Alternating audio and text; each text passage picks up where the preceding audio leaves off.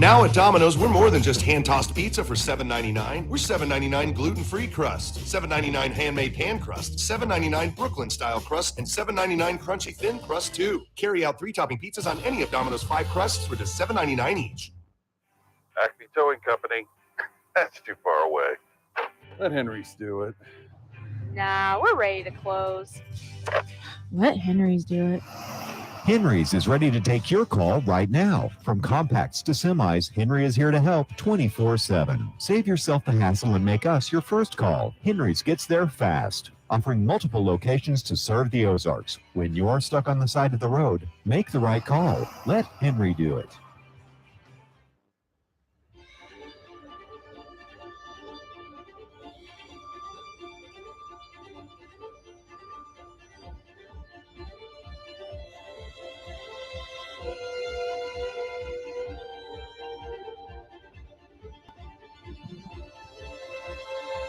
And we welcome you in to U.S. Baseball Park, where the Ozark Mountain Ducks at 1-0 are set to take on the 0-1 Branson Showmen. It is Game 2 for GRBL Sunday doubleheader this Sunday, August 21st. My name is Rance Berger. My partner for this one, Chris Mesa. And Chris, let's take a look at the docket for the Branson Showmen. They will lead off with the right fielder, number 15, Brady Dean. Seth Burns gets the start today at shortstop. And the beef cattle farmer from Sleeper, Missouri, wears number 7. He'll bat in the second spot. Batting third is the center fielder, number 10, Jacob Carlson. Next batter is the man who hit one all the way over the wall a week ago. He's the catcher, number 14, Jared Fox, with a homer to his credit this season. Batting fifth is the first baseman, number 16, Toby Yorks. The left fielder is number 12, Drew Acosta. Third baseman today from Licking, Missouri. He wears number 2, Carter Rinney. In the 8th spot is the DH. That is number 18, Troy McPherson. Batting 9th is the extra hitter. That is Josh Wilbanks. And batting 10th is the second baseman, number 13, Weston Wilbanks. And just to make it extra confusing, the Wilbanks guys are not related, although they do happen to pronounce and spell their last names exactly the same way. So nice little bit of trickeration there by Branson manager Cole Rourke to take two guys with the same name who are not related. And Devin Braswell will get the start for the Showmen on the pitcher's mound today. They've got to be related somewhere. Oh, probably. You get the old 23andMe out and let's see what happens. But so Ben Van Gorp gets the start for the Ozark Mountain Ducks on the pitcher's mound today. First pitch is away at 3:06 p.m. It's outside for a steer, or for a ball, excuse me. Just a little bit late getting into this game after the first part of the doubleheader, as tends to happen with most of our Sunday tripleheader broadcasts, but doesn't create a lot of downtime for the crowd, and that is what we want. Dean sends this one into left, one hop, and that's a single to start it off for the Showmen. Yeah, I mean, that was a good pitch by Ben on the outer half. Brady just happened to poke it out there to left. I think Chris was playing a little too deep, honestly, especially on the lefty there. And his speed, he can kind of, I would assume he starts cheating up a little bit. So Seth Burns bats next for the Showmen. Normally a pitcher or an outfielder, but is seeing significant work as an infielder today. Showmen are a little bit short-handed. Sent that one into right field where Tyler Tate makes the catch, and it's one away. Who are they missing today, Rance? So they're missing Jamar Averyhart. They're missing Skylar Henson. And they are missing David Edwards. Oh. So going at it with 11 guys today, here are the Branson Showmen. Here's a guy you're glad who is here is Jacob Carlson. Yeah. Yeah, watching him all offseason. Tattoo baseballs all over every batting cage and field that we've hit on this summer. 2 for 3 on the campaign so far with a triple. Doesn't surprise me, Rance. Not one bit. 1-0 digging in against Van Gorp, who fooled him with a change there. It had some sinking action to it as Carlson swung over the top. Yeah, Carlson likes to get his hands through on fastballs, so getting something down from Ben's perspective that looks like a fastball is going to be his best approach. There's a fastball. It was turned on, hit foul, and so Carlson will stay in the hunt. Well, BVG, Ben Van Gorp, 3 innings so far this season. ERA is spotless, just 1 hit, 3 strikeouts, 3 walks. Is the Godfather playing second base over there? Tony Lewis is indeed the starting second baseman for the Mountain Ducks. Oh, man. They've got Kendrick at first, Nick Young at short, and Blem at third. Speaking of Blem, he springs into action on this foul ball. Oh, a near collision with Van Gorp, and it is Ben Van Gorp, the pitcher, who ran off and caught the baseball. That is twice now we've seen fielders hit today, although that collision a little more mild than what we saw a couple of Nixa suckers have in our noon game today. I will say, being down there on the field, it's kind of hard to hear, honestly. I try and yell at guys, and I'm having to scream at the top of my lungs just to talk to a couple guys that are, 100, maybe 100 feet away from me. The acoustics in this ballpark are interesting at times, I know, especially, in the heat of the moment. So Jared Fox, the power plant engineer, batting here. That's a stolen base by Brady Dean around the swipe tag of Tony Lewis, and tried to a little bit of gamesmanship there. Hey, watch out! He's the Godfather. He can do what he wants. Well, yes. The guy that's standing at second base. He's the commissioner of the league. And outs. He pays that guy. So watch out, Brady. So Dean is in scoring position for the Showmen. 2 outs here, top of the first, and the very dangerous Jared Fox. So, question for you, Rance. Over under which week, or over under week 5 that Van Gorp gets called for the balk on the Cueto move? Oh man, I'm sure I'd go under. You're going under? All right, I'll take the over. I'm sure he'll keep track of it. I mean, he's very good at it, and I know he tries the move because he studies the move, and he's very proud of being deceptive with runners on second base. There's a jam shot, and there's some of Van Gorp's versatility there. Just reached up, took away a hit from Jared Fox. So a single by Brady Dean leads us off, but after that, 3 down for the Branson Showmen. Nothing. And Chris, we'll just keep it right here. So finishing out the Mountain Ducks lineup, they're going to lead off with Skylar Carter in the Anderson Engineering leadoff spot. Then it's Tyler Tate playing right field today. The shortstop is Nick Young, wears number 5. Certainly expect him to pitch some quality innings later today. The Godfather, the founder, the commissioner, Tony Lewis, bats in the 4th spot. He's playing second base. Mark Blem bats 5th and plays 3rd. Then it's Austin Kendrick in the 6th spot, even though he's swinging a pretty hot bat. Interesting decision there from AK, I feel. But he'll play first base, wears number 15. The pitcher, Ben Van Gorp, is in the 7th spot, wears number 8.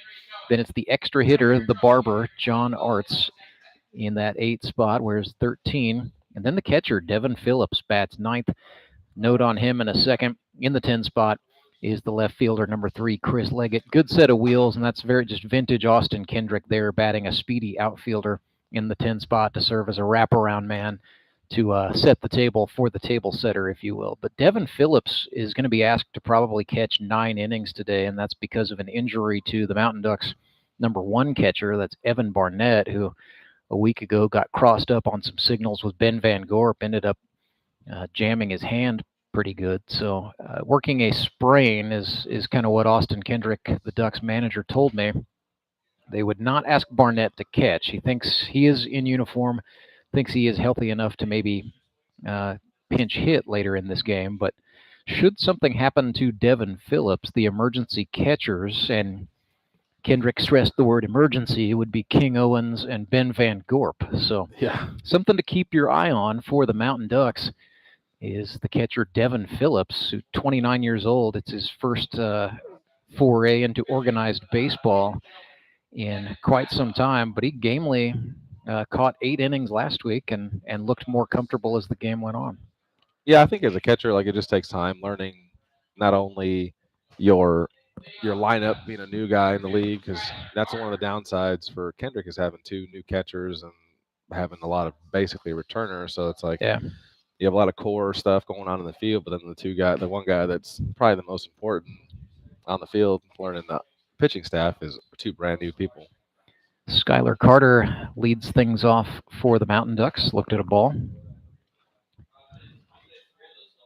Carter 0 for 4. strikeout and a walk, and it does have 2 stolen bases. Turns on this one. It is pulled into shallow right. Down for a base hit. He's going to try for second base straight away and gets it. Skylar Carter. We got to go double there, right? I mean, Yeah. That's an easy way to break out of the slump. Would have been a single for a lot of fellas, but not a capable runner like Skylar Carter, who is very quickly into scoring position. The 59th hit of Skylar Carter's GRBL career, by the way. League's all-time leader in that category. It's going to bring up Tyler Tate, who is hitting .500. Showed bunt. Maybe not his best bunt there. Yeah, I think it's one of those things that, especially for Skylar, when he gets on, I think that's going to really set up the Ducks productively throughout the weeks. And as he starts to pick it up, because we've had situations where Skylar's been really hot in the beginning, kind of slows off, or he has a really slow beginning, kind of heats up. So it just depends on.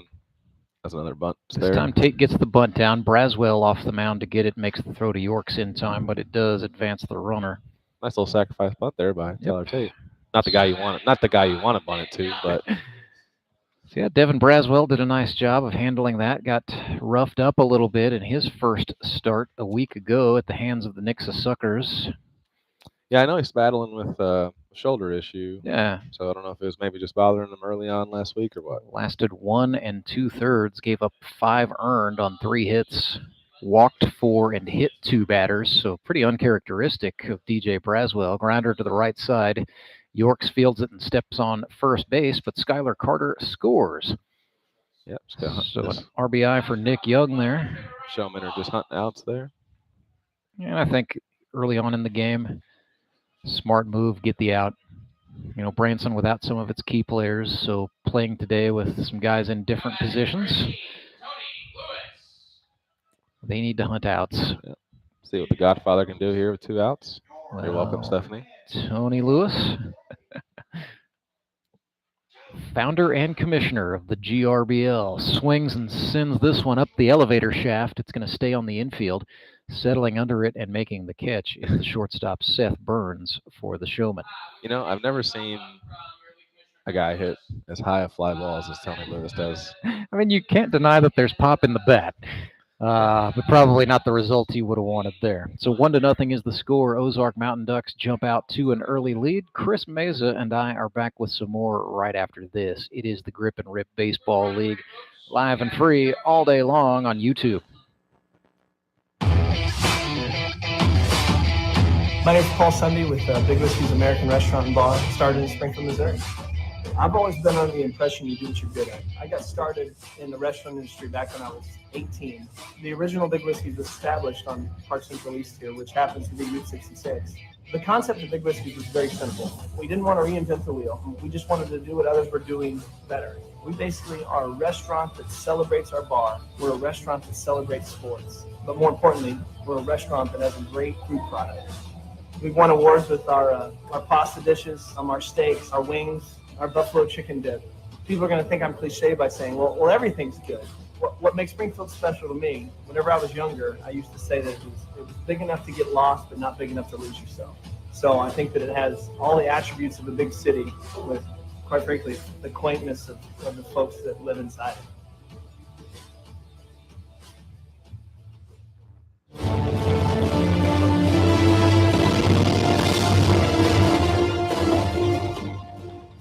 Ozark Mountain Ducks jump out to a 1-0 lead on the Branson Showmen. Ransberger alongside Chris Meza with you live at US Baseball Park. Branson coming up with Toby Yorks, the number 5 hitter, to get us going here in the top of the second. Mountain Ducks jumped out to a lead with a double by Skylar Carter.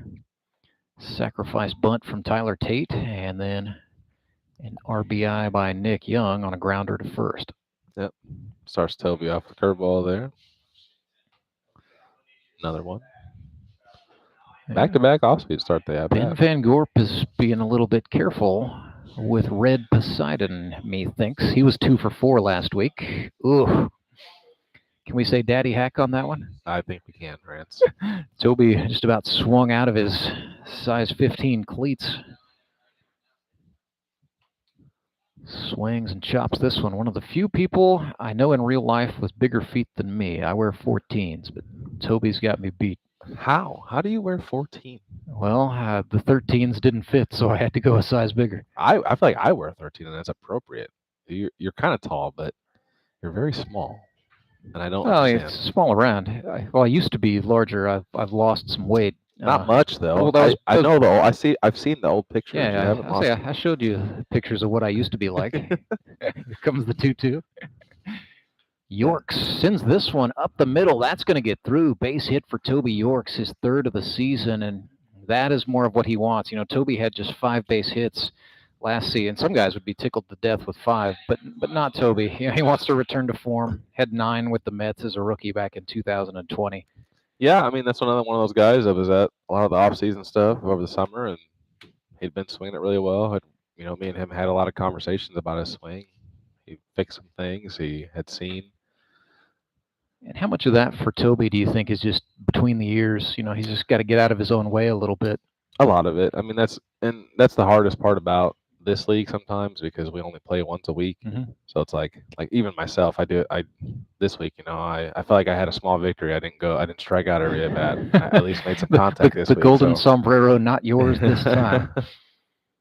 So Drew Acosta bats here from St. Thomas University. He's originally from Scurry, Texas. Now lives in Osage Beach, Missouri. That's a lot of moving around. It is, but yeah, he's a petroleum engineer, actually finishing up some studies at Missouri S&T, so that is the reason to be here. If you want to be an engineer, Rolla is one place you can do it. Down 1-2. Have you ever spent any time at UMR? I haven't. I've been to Rolla, Missouri on several occasions, but no, I've never done an overnighter there. Oh. I've only heard stories from guys like Jared Fox and Brandon Freeman, both guys in this game, as a matter of fact, who are. Yeah. Actually, my dad went to UMR for a year. 1 year was enough. Apparently, that's a 6-4-3 double play. Yeah, eliminates that seeing eye single at the beginning of the It was Nick Young to Tony Lewis to Austin Kendrick. So the Godfather showing off the hip flip there as a second baseman. Yeah, that's what it's going to take. I mean, keeping this lead, especially with Ben and Nick throwing here, it just takes them making the simple plays. I had that conversation with my guys after the game. You know, we try to make too many fancy plays. We need to just make the simple plays. Batter is Carter Rinney, who showed bunt. That's a strike. That's all I saw today, Rance. Bunts? People trying to bunt on me today. Hey, look, when you only play once a week, why would you bunt? That's what I say. 21 years old, league minimum on age. Carter Rinney from Licking High School. There's that sort of double clutchy leg kick from Van Gorp. And Rinney played for Harvantel at Licking High School, but the assistant coach there is Cole Rourke, incidentally, the Branson Showmen manager. So Cole felt like he knew Carter pretty well to bring him onto this Showman club. Insider information. Yeah, a little bit, you could say. 3-1 now. I thought Rinney looked good in the Jamboree. Yeah. He just didn't play last week. Van Gorp came back at him with the heat, so we're full up. I feel like this is where Ben will have a really quick 2 outs, and then he tries to nibble almost too much with that next guy, and it's like just kind of attack. When you attack, that's when he's at his best there. Oh. He just attacks. Off-speed stuff. Rinney swung over the top. First strikeout of the day for Ben Van Gorp, and his second shutout inning. So the Ozark Mountain Ducks maintain a 1-0 lead. Chris and I are back after this. It's the Grip and Rip Baseball League, and it's live and free on YouTube. Why are you waiting? Hit that subscribe button. Do you want to do more? Are you feeling called to help? Some will just hang on. Others will raise their hand to truly help. Phoenix Home Care is looking for raised hands. Phoenix Home Care and Hospice needs help. Phoenix Home Care is hiring immediately for caregivers who want to help people live life with dignity in their own homes. Take this time of crisis to seize an opportunity. Go to phoenixhomehc.com and click on the Careers tab. Be different. Make a difference. Choose Phoenix. Phoenix Home Care and Hospice. I choose Phoenix.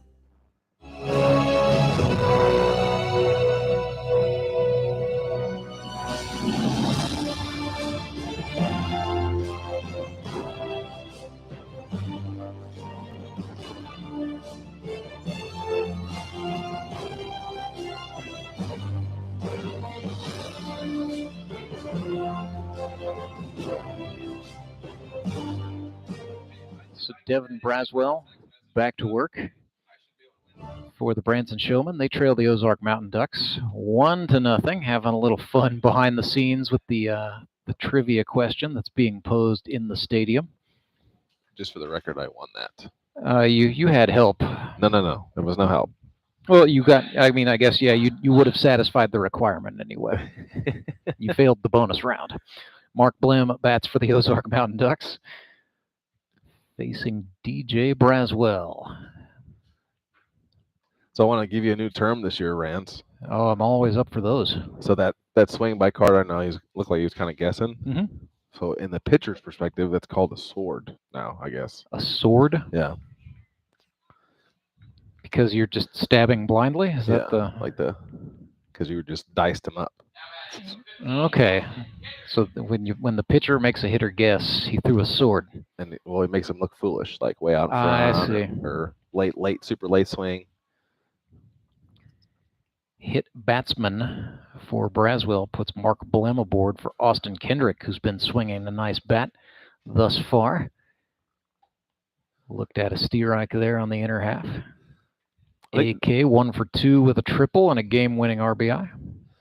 Yeah, I think that's one of the big things for Braswell is leaving people off first base. I feel like he's this week. Hot shot, reached out and grabbed. Nice play by the Showman second baseman. That is Weston Wilbanks reaching up and grabbing it. We're going to play Guess the Wilbanks today? That is Weston. And yes, we are going to play Guess the Wilbanks, but at least they wear their socks a little bit differently. That's about all I got going for me. I've known Josh for a while. Weston is a rookie. Making a nice grab. Here's BVG.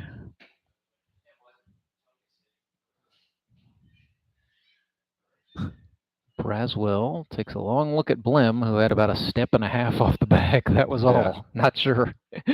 Maybe just gamesmanship. I love Van Gorp's thing on the Jumbotron. Well, yeah, he just can't be normal. 1 for 3 on the season is Van Gorp, who chops this one into play. Third baseman Rennie guns one over the head of Toby Yorks. That's going to be trouble for the Showman on the infield. The ball still trickling, and Mark Blim is going to go score. Standing up, Van Gorp is going to motor all the way around to third on the error. Yeah, that's a good play initially by Carter there. He's coming in. Yeah, it charged in really well. Maybe you even just take that second to set up before you make the throw instead of rushing it, as speedy as Van Gorp is. See, this is where knowing turf and playing on turf would have made a better advantage for him. So that ball, you feel like you got to get something on it. Don't get something on it. Use the turf. Let it bounce across. Give him a long hop. Toby can kind of catch that because you take that extra step.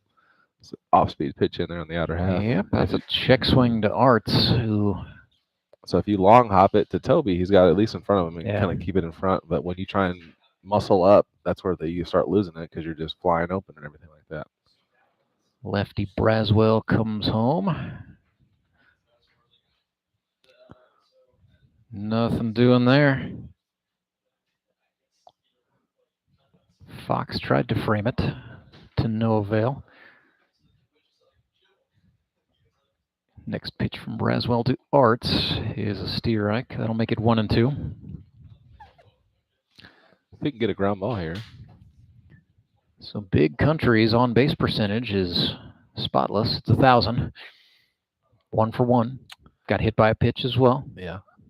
His get sick percentage is also batting 1,000. Well, I had some trouble with the heat. Well, the on base percentage just dropped as John Arts strikes out. Well, if you notice, it was literally back-to-back years. The instant he gets on the mound. We had about 3 different guys have gotten last week was heat-related pretty bad, yeah. issues. But it was just funny because it's like I can only give the drink your water pep talk so many times before I feel like I'm just yelling into a tornado. Braswell missed low. This is Devin Phillips hitting in the 9 spot. Catcher from Willard, Missouri. Yeah, well, I gave him a hard time because I was like, dude, it's like that's literally the same thing happens. He's like, I know. Yeah, it should be 2 years you learn a lesson one time and you've learned your lesson. Some of us are a little more hard-headed, Chris. There's a liner into left. That is knocked down, but a run will score. It's a base hit. Came down just in front of Drew Acosta, and so Devin Phillips with a liner into left field makes it 3-0 for the Mountain Ducks. Yeah. It's again, it's one of those things. It's you let guys get on early. It just causes issues. You know, they're taking advantage of it. Courtesy run Barnett for Phillips, and the catcher for a catcher, but Barnett dealing with the sprained thumb. Yeah, I don't know how much sense that makes. I have to ask AK later. He's running a catcher for a catcher. They're slow for a reason. He's 2 outs. He's figuring Phillips needs to put on the armor. Batter is Chris Leggett. Oh yeah, that's a given. It's just the idea, like, because usually those are the slow guys. Well, Barnett's young though. Well, I think if you're in your 20s in the GRBL, you're automatically fast. It's one of those things. So Chris Leggett coming in, just picked up sponsorship. He's sponsored by Eagle Crest Counseling Center. 1-1 here. Chris got on once a week ago. He was hit by a pitch. Still looking for his first hit of 2022. Might get it. Nope, that's going to go foul. Nice idea. Kind of slapped it late.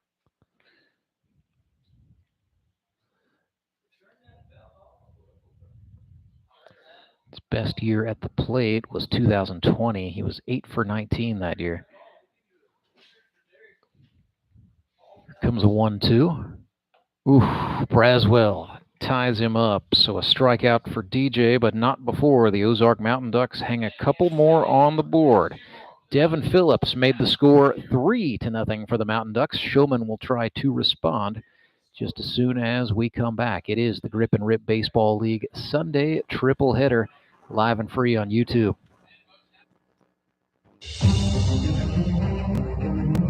What gets me out of bed every morning is the possibility of helping people. I want to give people back their peace of mind.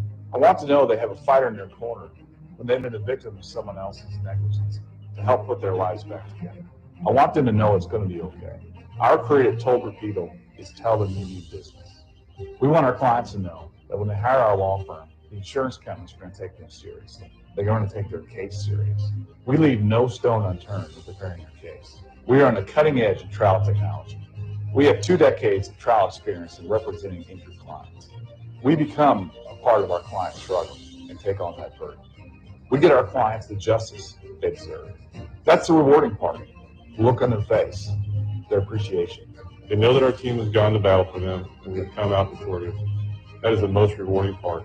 We have carried their burden. We have walked in their steps. We have fought their fight.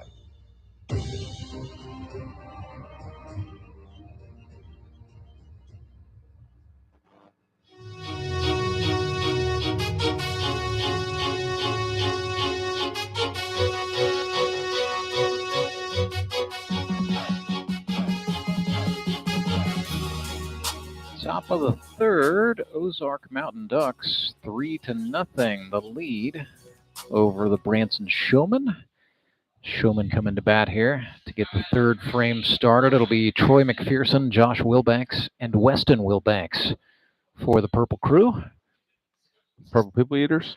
Yeah, Something like that. They need to do some more eating, I think, to get that nickname back, as McPherson chops one foul. Well, I mean, they scored 11 runs last week, didn't they? They scored 10. Whatever. Problem is the other team scored 12, but they were still. down 11-0 at one point. Yeah, So that's a lot of eating, Rand. This is just typical Showman baseball, right? Falling behind by a few early. Could you imagine? I mean, obviously you want you want to get wins and stuff like that, but imagine getting down again like that and then coming back and then 2 weeks in a row scoring 10 or more runs and still I think there are not enough antacid tablets in the world for Showman manager Cole Rourke as Troy McPherson grounds out to the third baseman Blim to get us started here in the third. Yeah, looks like John Arch came into the game at first base. That is the barber. Everything else stays the same for the Mountain Ducks defensively. They've got Leggett in left, Carter in center, Tate in right. Lewis at second, still Young at short, and Blim at third. Wait, you said they wear their socks differently. They wear their socks the exact same. Pants up today. This is Weston Wilbanks. No, this is Josh. See, no, that is Josh. You screwed it up. And there he goes, up the middle. My bad, Josh. Way to go. That's okay. He can give me a hard time later. Josh Wilbanks singles out to center field. Okay, this is how we fix it, though. So Weston Wilbanks wears the baggier trousers. With Josh purple wears socks, the tight. Yeah. Tight trousers and black socks. Are you sure those are black? Yeah. They're just dark in color from my vantage point. You wear glasses, don't you? Oh, if my contacts in, yes. Yeah. There's a Steerike thrown to Weston Wilbanks. Don't judge the 2018 over here. Oh, wow. It's black. They're black socks. Gotcha. So Weston Wilbanks steps in here. 0 for 2, chopper to the second baseman. Lewis steps on the bag. Turns and burns for the double play. It's a 4-3. And that gets us out of the inning just as we got going. We'll just keep it here, Chris. So if you are the Showman, I mean, yeah, you've seen Ben Van Gorp. It's going to be decision time for Austin Kendrick. I'll be interested to see if he opts to stick with BVG for the fourth or if they might do something else. It's one of those things. I don't think Nick is... I don't think Nick's too worried about having to throw 5 every week. No. I think when the opportunity arises, it's an easy decision to say, hey, Nick, you're the 5 guy. But Ben's had plenty of seasons where he was that long guy for a lot of different teams. So it's not that it's not something he's used to.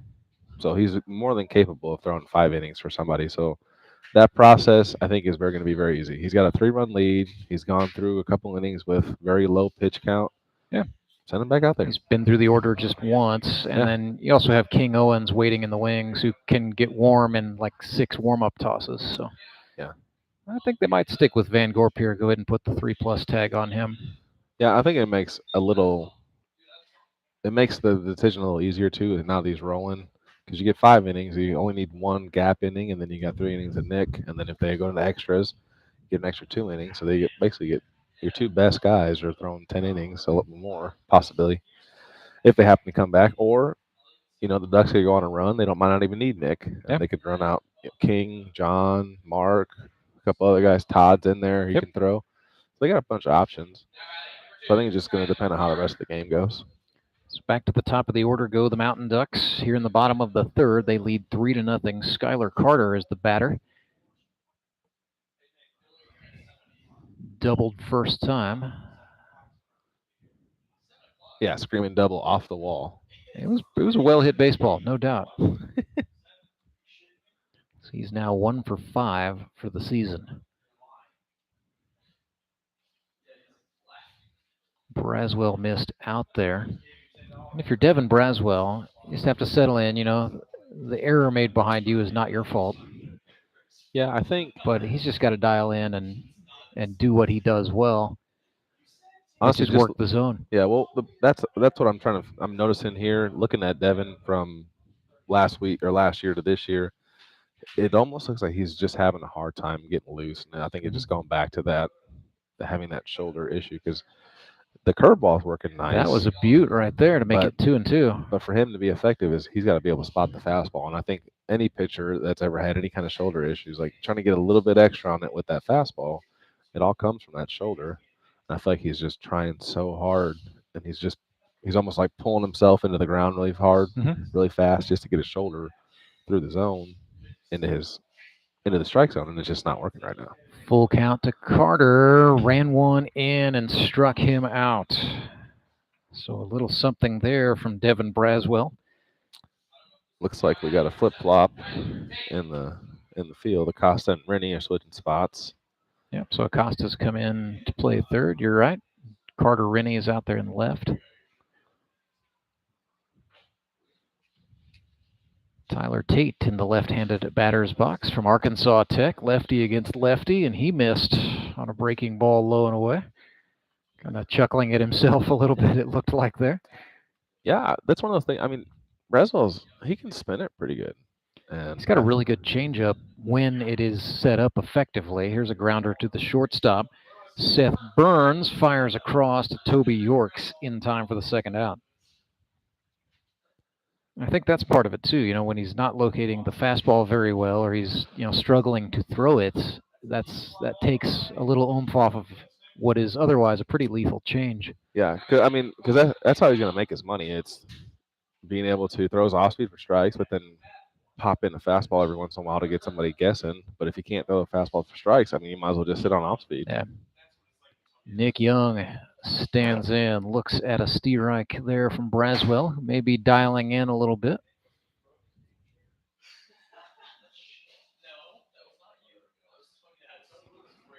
Young was the Elite Promotions Elite Performer of the Game a week ago for the Ducks, and when he came up here before the interview, he said, "Let's not talk about what I did at the plate." I said, "That's fine. We're here to talk pitching."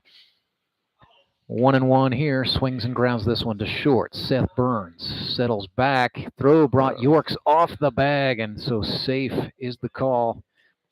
Nick Young E6 reaches on an E6. Well, I feel like it's one of those things, having played now, this is year 7, right? This is the 7th year, absolutely. So you see a lot of different things. I mean, obviously, pitching always is a little bit ahead of offense as the years go on, but there's a lot of guys that some of them are locked in from pitch 1 of the first game, and some of them it takes 4 or 5 games to get locked in. And I think Nick's one of those guys that it's just going to take him a little bit, a couple games, but like you said, he's going to be really good effectively on the mound. Definitely worth keeping him in the lineup and just letting him see things. I thought as a rookie he had 10 hits. He also struck out a lot, so it was very much feast or famine for Nick Young. Hey, but I mean, it worked. Got him to the championship game. Rookie of the year and all that. Oh. Lewis bailed out against Braswell. The Godfather got bent. That's 2-0. I'd probably tell you that Tony hasn't seen too many left-handed off-speed pitches here over the years. Kind of had an influx of lefties as of late. It's a lot of fun. Ooh, there's that changeup from DJ Braswell, and Lewis swung out of his shoes. It's now 2-1. So Tony, I'd probably throw it again. What's with the? You got some audio issues? I don't know. I keep hearing it's a Barbie girl, Barbie world. Well, be careful not to sing it. We don't want a DMCA strike. Okay, sounds good. 3-1 now, as Braswell missed out on Lewis, who is wearing the collar this season. Big open stance as the runner takes off, and then Braswell breezed one inside. That brushed him just enough, I guess. A hit batsman. The baggy pants. If he was wearing Josh Wilbank's pants, yeah, that would have been probably been a ball. So that puts runners on first and second. 2 outs on the board, and yeah, 2-out situations were tough for the Showmen last week against the Suckers. Nixa put up a lot of 2-out runs. Yeah, I think Braswell's got to get to a point here where he's not trying to be like super, super precise, because I feel like that's when pitchers miss. Swing and a miss there from Blem. I think he needs to have some confidence, be able to pound the zone with some off-speed pitches so we can get a rollover, maybe something. I know we've had a couple issues off defensively already in the first couple innings, but I think if we just kind of continue to go back to it, I think they'll be all right. 0-1. Blem lifts this one into center field. In to get that is Carlson, who makes the catch. You know, I sold Jacob that glove this offseason. Well, I'm sure he thanks you for it, and I'm sure Cole Rourke thanks you for it. As the Showmen put up a goose egg for the first time today. 3-0 is the score. Ozark Mountain Ducks out in front. Showmen will come to bat in the fourth when we come back. It is the Grip and Rip Baseball League. When times are tough, you turn to the people you trust. For more than 100 years, Central Bank has weathered many a storm, and through it all, shown what it means to be a true community bank. Our people are working right now to keep your money moving, to keep your businesses strong, to keep our community strong. Central Bank has been named a Forbes magazine top 100 bank for 12 years in a row. When we say strong roots, we mean it. Central Bank. Strong roots. Endless possibilities. Member FDIC. Acme Towing Company. That's too far away. Let Henry's do it. Nah, we're ready to close. Let Henry's do it. Henry's is ready to take your call right now. From compacts to semis, Henry is here to help 24/7. Save yourself the hassle and make us your first call. Henry's gets there fast, offering multiple locations to serve the Ozarks. When you're stuck on the side of the road, make the right call. Let Henry do it.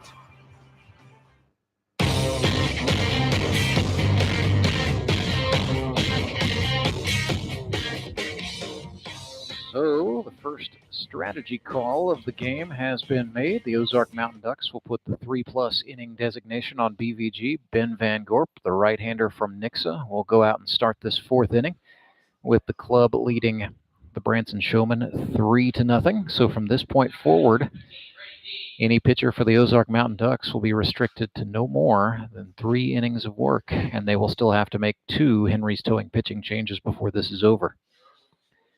Brady Dean, the batter. He's in the Anderson Engineering leadoff spot for the Showmen. Checked a swing there at ball 1. You can see the strategy there. You know, Ben's gone in twice after having that bloop single on the outer half. He's given up 2 hits, but He's check gotten- that 3 he's gotten hits, 2. I should say, yeah. But he's gotten a couple, like 2 key double plays after. Ducks are turning plays behind him, so he's faced just 1 above the minimum, and there's a strikeout for Van Gorp on Brady Dean looking. Yeah, the big looper. Second strikeout today for Van Gorp. Seth Burns is up next. Flew out to right his first time. Seth, 6 hits a season ago. He is 1 for 4 here in 2022. Yeah, Seth's he's kind of quiet. I feel like I need to get him to, like every time I see him, like I try and say hi. He just doesn't say much. No. Super nice guy, though, and loves playing out here. I can tell you that from conversations I've had.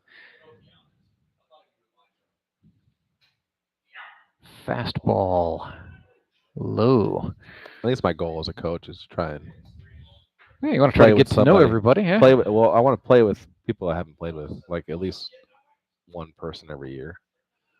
There's a Steerike thrown. My big one this year was Caleb. Well, couldn't help but notice you drafted several players who were on the Mavericks a season ago. It's a looping foul ball that's going to just get over the fence. A little bit dangerous there. Nice reminder for everyone to pay attention when they come to the stadium. Yeah. Did you see the Friday night game? There was a foul ball. Yes, over here. Almost took that girl out. Very near miss. Oh. We've had a couple of close calls. That one was probably the closest I've ever seen in the last couple of years. Payoff pitch to Burns. Got him upstairs. Swing and a miss. That's back-to-back Ks for Ben Van Gorp. That'll bring up Jacob Carlson, the accountant from Nixa, Missouri. 2 for 4 on the campaign is Carlson.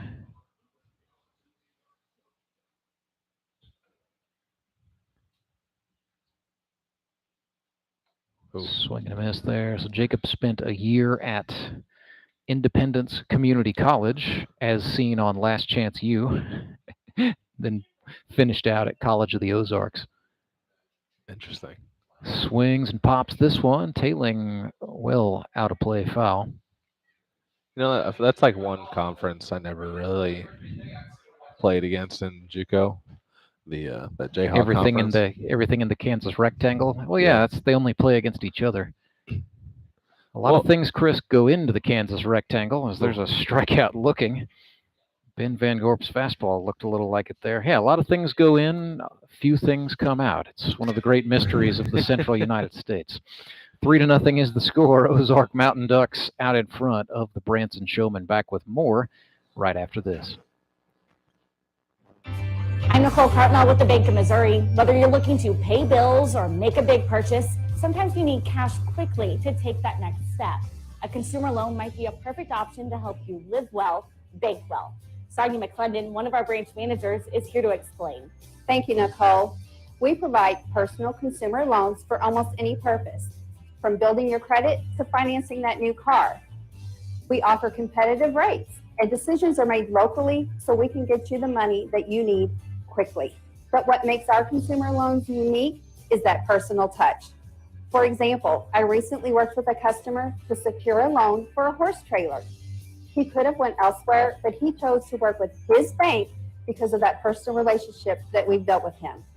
Being able to work with your personal banker that you know and trust makes a big difference. That's right, because we work with our customers to help them live well, bank well. Get started at bankofmissouri.com.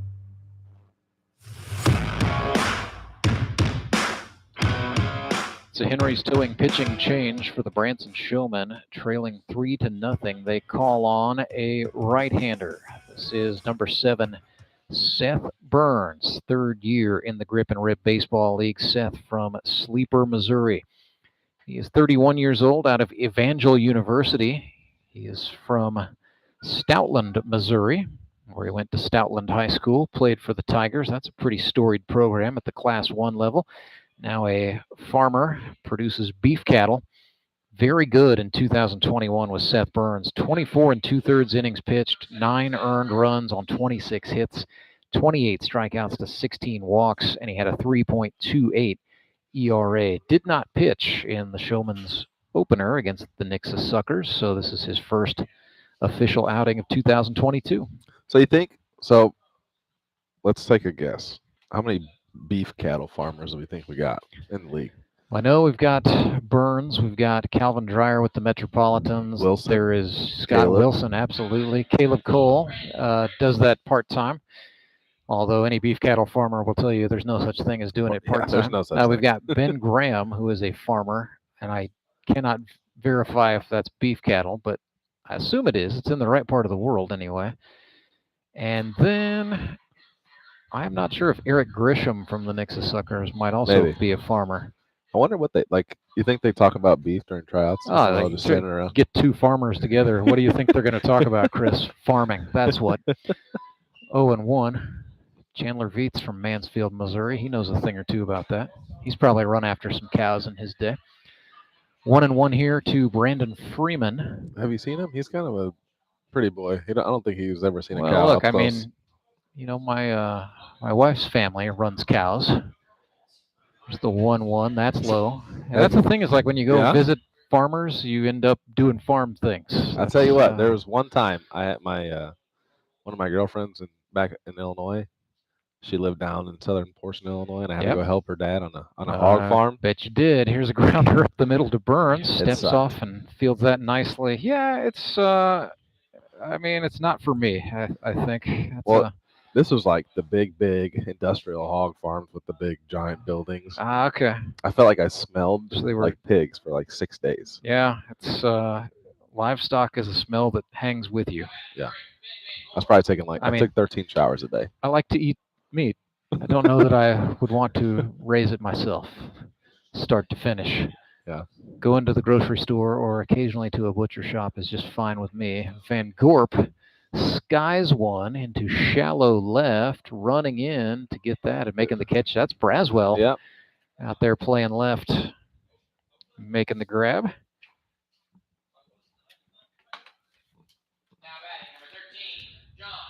So it's Acosta, and then they've got Rennie at short now with Weston Wilbanks at second and Toby Yorks at first. Fastball from Burns runs in against John Arts. John 0 for 1 today, the barber. Or Big Country, as he is known in Salem, Missouri. Steerike there. Wonder who's more Big Country, John Arts, Scott Wilson. Well, I think Scott Wilson might be more country. I think John Arts is bigger. So toss up. I feel like they're about the same height, though. You've seen them standing together. The only difference is John's beard is. Yeah, that's true. There's that added beard weight. 1 and 2. Seth Burns working well, fooling Arts with the change there. So a 1-2-3 inning gets Seth Burns going for the Branson Showmen. They still trail 3-0, and we'll try to make a comeback in the 5th when we come back. It is the Grip and Rip Baseball League, live and free all Sunday right here on YouTube. Team jersey? Check. Face paint? Check. Go Bear! Throw lozenge? Check. Money for tickets? Ooh, better check. With Great Southern Mobile Banking, it's easy to check your balance, move some money, even pay someone back.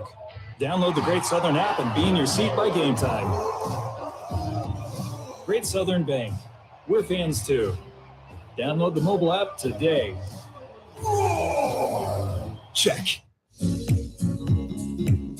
Hi, I'm Carolyn Hawkins with Key Cornerstone Realty, here to help with all your real estate needs in the St. Louis area. Do you have a house you want to sell for top dollar? We can help. With over 15 years of experience, our negotiating skills and expertise can help buyers and sellers get under contract fast. Contact us at keycornerstonerealty.com or call us at 636-447-8661. And go Locos!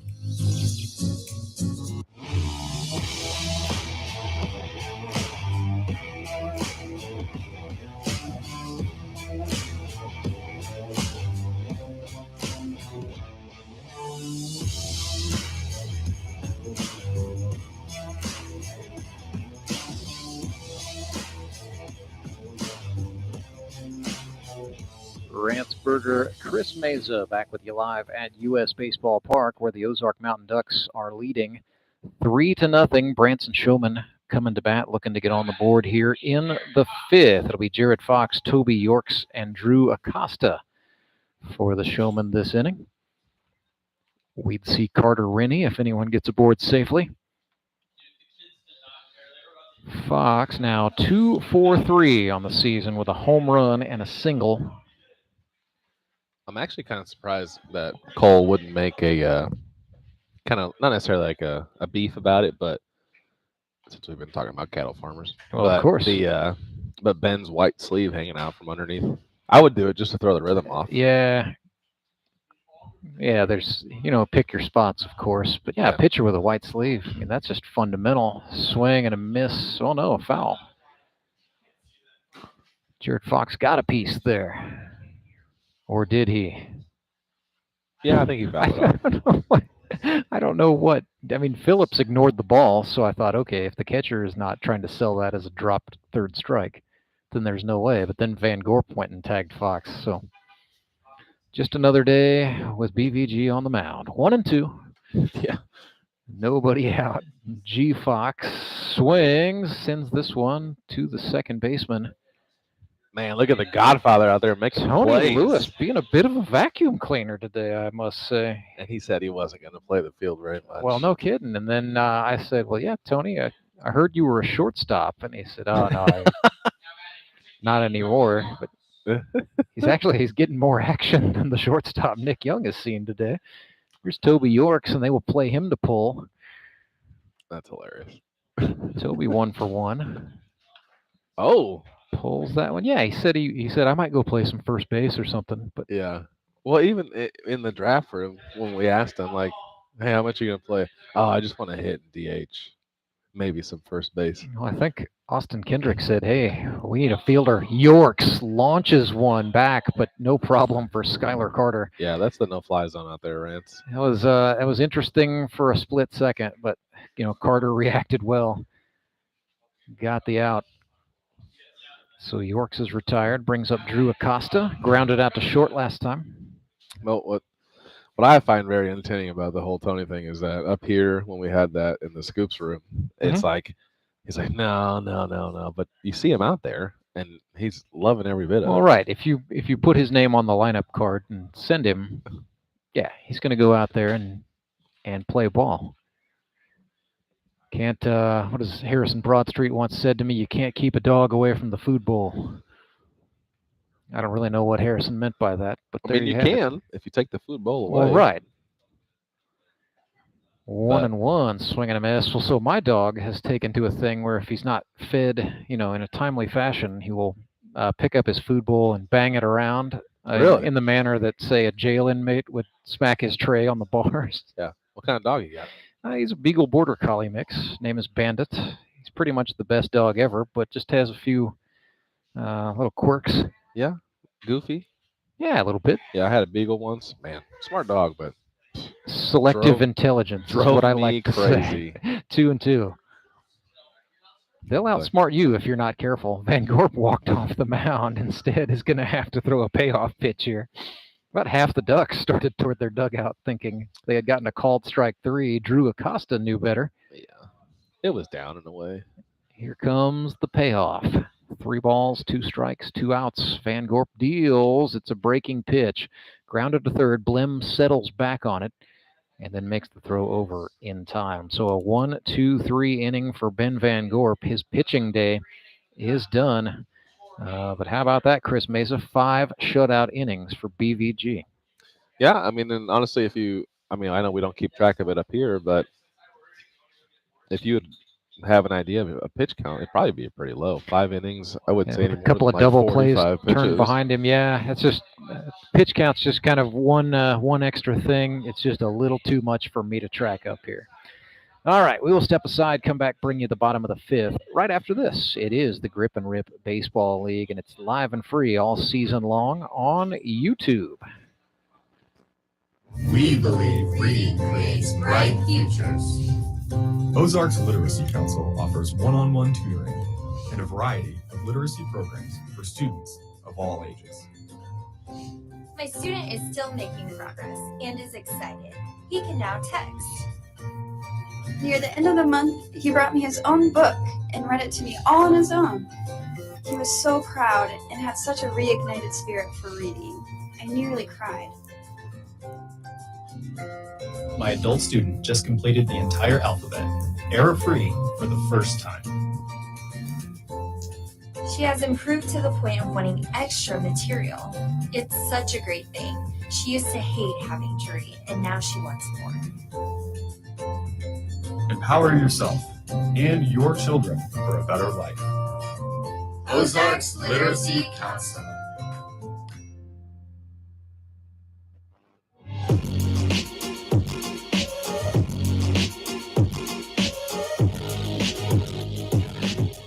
Back underway at U.S. Baseball Park. Seth Burns fires a fastball to Devin Phillips, swung on, fouled off. So 3-0 is the score. Ozark Mountain Ducks have the lead. They're batting here in the bottom of the 5th.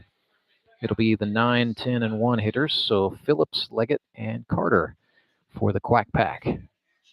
Seth Burns fires the 0-1, just missed a little high and tight.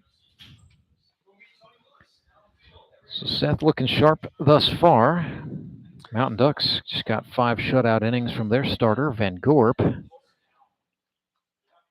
Burns missed in there to make it 2-1. Yeah, I mean, it's one of those things. I mean, 2 runs in the second, a run in the first. I feel like a couple of bloops and nothing really crazy. Just stuff like that happening. Yep. Chopper to short, Rennie in to get it, rushed the throw, but did a nice job, and then scampers over the pitcher's mound, keeping his feet. So nice job by Carter Rennie, the shortstop, to get the out. That has not been Van Gorp. That is Chris Leggett, the number 10 hitter. He's in left field. So Chris from Nixa, Missouri, went to Nixa High School. Still looking for hit number 1 of the season is Chris.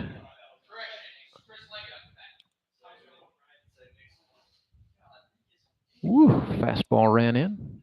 was talking to Chris's stepdad, Wiley Hendricks, a little bit before the game. Telling me about, they've got family all over the place, but live streams have become appointment viewing in that family. So we appreciate having them on with us, both here in the Ozarks and in other parts of the country. I wonder how far across the country we're talking about. I mean, I always find out. I know we've got some folks watching in Nebraska. Okay. There's a Steerike, I think. And I know we will have some Illinois viewers coming up later tonight when the Mets play because of Clay Murphy.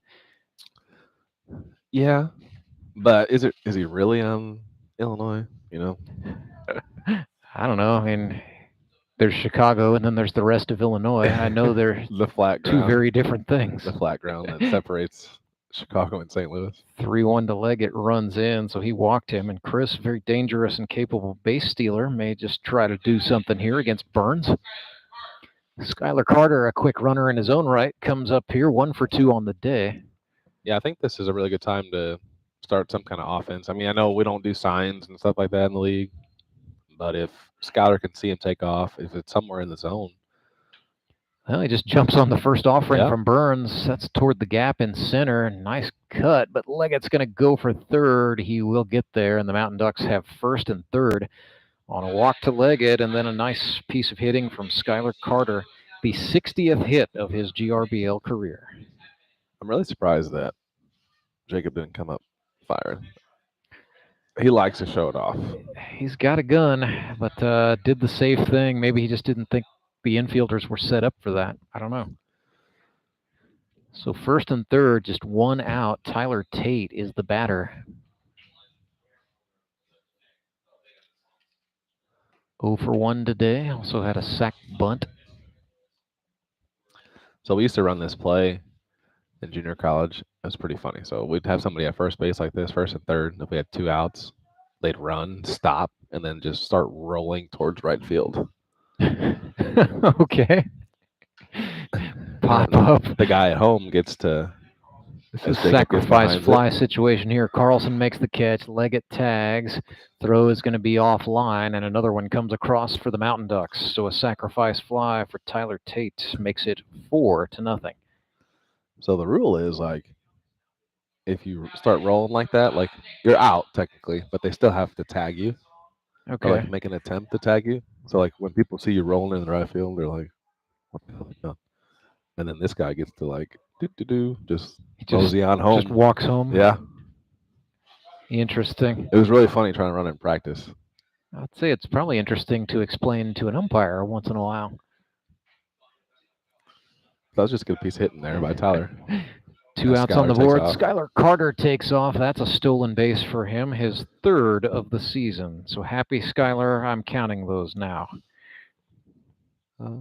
See, that's a little bit of a mix-up there. I don't think Carter really needs to be covering that base there. That's definitely a Weston Wilbanks cover there. And I don't know if Rennie but I will see Wilbanks Wilbanks going and then hustled over there. I don't know what the thought was. Here's a grounder to the shortstop. Rennie with it for the Showman, and he'll make the throw.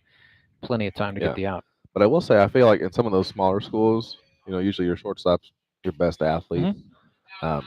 So I know that I've seen a lot of the whole, like, okay, you're the shortstop, you'll get it every time. Yeah. So that's just what your job is. Yeah. Could be just an old habit dying hard there. 4-0. Ozark Mountain Ducks have the lead off that sacrifice fly by Tate. Showman will try to respond in the 6th inning when we come back. It is the Grip and Rib Baseball League. Remember, when you get in a jam, remember to let Henry do it.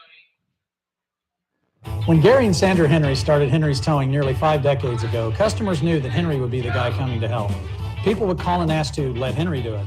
And as Springfield has grown, our family has grown as well. So there's always someone around to come help you out. Everyone at Henry's is a member of the family, fully trained and as dependable as the original. With a family this size, help is always right around the corner. So if you find yourself in need of roadside assistance, remember to call the name you've grown to know and trust. Remember to let Henry do it. Getting a word in edgewise with Grandma isn't always easy. Depositing her birthday check from your phone, on the other hand, course, I deposited the check. Surprisingly easy. Yeah. It's in there. Yeah. Mobile check deposit with the Great Southern mobile app. Easy. Download the app today.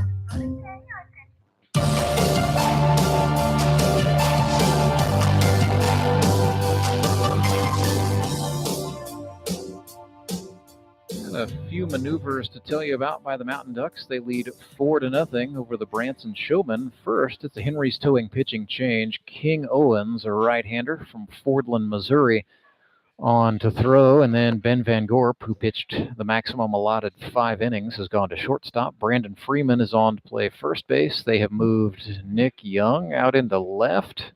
No, I think that's Or Todd who is Tolbert. that? That's the Todd father. My Yeah. apologies. I think Nick's heading on his way down to go get loose. Nick Young is walking maybe. to the bullpen. I see. And other than that, everything is the same. So Devin Phillips still behind the plate. Mark Blems at third. As we said, BVG at short, Lewis at second, Freeman at first, and then left to right in the outfield, it's Tolbert, Carter, and Tate. But King Owens, His Royal Highness, comes on to pitch here for the Mountain Ducks. He's thrown 1 inning so far in 2022, given up 1 earned run on 2 hits and a walk. So a high 9 ERA for him for the moment. But I expect that to come down as the year goes. Had his best pitching year, I would argue, in 2021. He pitched 16 innings, allowing just 3 earned runs on 12 hits, struck out 10, and had a 1.69 ERA.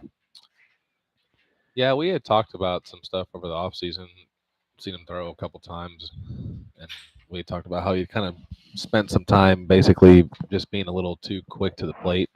And I think he's still trying to work through those things. I feel like last year he was really in control of his, pitching repertoire, his body and everything moving towards a productive place to throw strikes. And I feel like just this year he's kind of just rushing and he can't really get into a good groove. 1-1 to Carter Rennie, who swung over the top of an off-speed pitch there. Everything Owens does is out of the 2-seam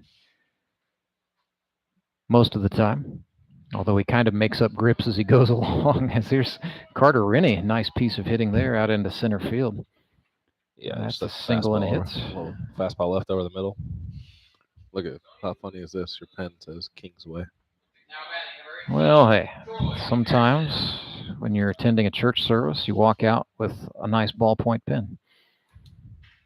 I'll plead guilty on that. Hopefully you didn't take it. It was given to you. Well, I mean, it was semi-complimentary, I guess. I don't know. They have a little thing where you can give the pen back. You can't do that in the Lord's house, Rance. Well, I needed a pen that day. Troy McPherson bats for the Showman. To save. I mean, you're using it right now, so there you go. That pen had a purpose. To save face when it does, the ink does run out. Just take it back. Oh no, that's a terrible move. Foul ball back to the screen. Well, at least you're like kind of halfway doing what you're supposed to. Yeah, you could have gave it back early, but you know what? I used it a little bit. I needed it. We just mentioned it on the YouTube channel, so everybody now knows Kingsway United Methodist Church. There you go. Brantzberger. Swing and a miss there. Has your pen. From T-Mac. No, actually, I am hosting the Kingsway Youth Group out here on September 11th. So look at that. They're going to come out and see a ball game on me. I gave you a plug and didn't even know it. Setting that up. 2-2. McPherson into the glove. Blem has to find it. Thought about the double play, but then secured the transfer and got the throw over to Brandon Freeman. That was a nice play, almost a disaster, and then a nice play all in one there from Mark Blem. Here's Josh Wilbanks. I will say it again. The veteran of the United States Marine Corps, Josh Wilbanks, 1 for 1 today. Seeing the baseball very well, he says, ever since he got laser corrective surgery on his eyes. I asked him that in the middle of last year. Josh, where did this hot streak come from? He said, I had LASIK, and now I can see the ball. Have you thought about getting it? I have. I'm sticking with the contacts for the moment. How bad are your eyes? I'm like 20/30, but deteriorating as I age. Thank you for bringing that up. Here's the 1-0. Slapped right side. Brandon Freeman down on it. That will get Wilbanks, but it does move Carter Rennie over. You're not that old. I'm old enough. Well, you better get younger because you're about to have a kid. No, I think if anything, that's going to age me even more. Yeah, at least the first 6 months though, you gotta be on top of it. I'm not going to sleep, is what I hear. Here's Weston Wilbanks from North Arkansas College. Whew, Steerike there. Do you get to write articles from home for a couple weeks? I mean, I'll take some time off, and then I work from home a little bit sometimes anyway. So my employer's pretty good to me like that. Grounder up the middle, no problem for Owens, and Brandon Freeman very deliberately stepped on it there. So Owens allows a hit, but then after that, it's a 1-2-3. Yeah.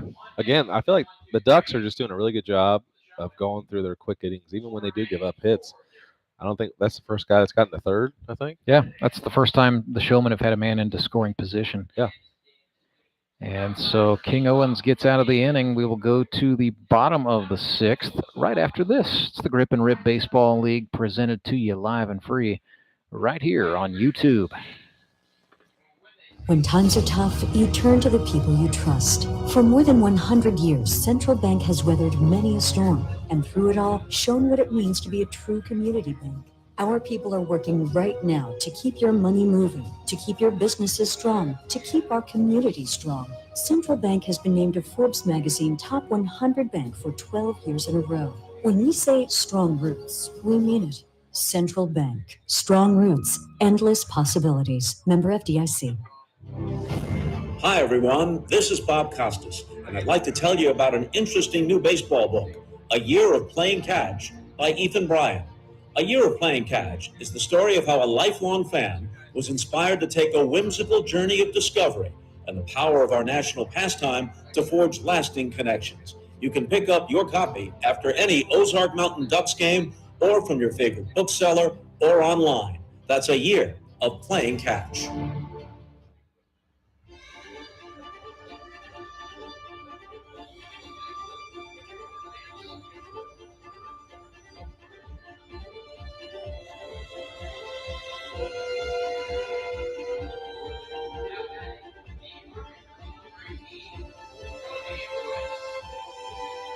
Back underway here at U.S. Baseball Park. Tony Lewis walks to the dish for the Ozark Mountain Ducks, facing Seth Burns.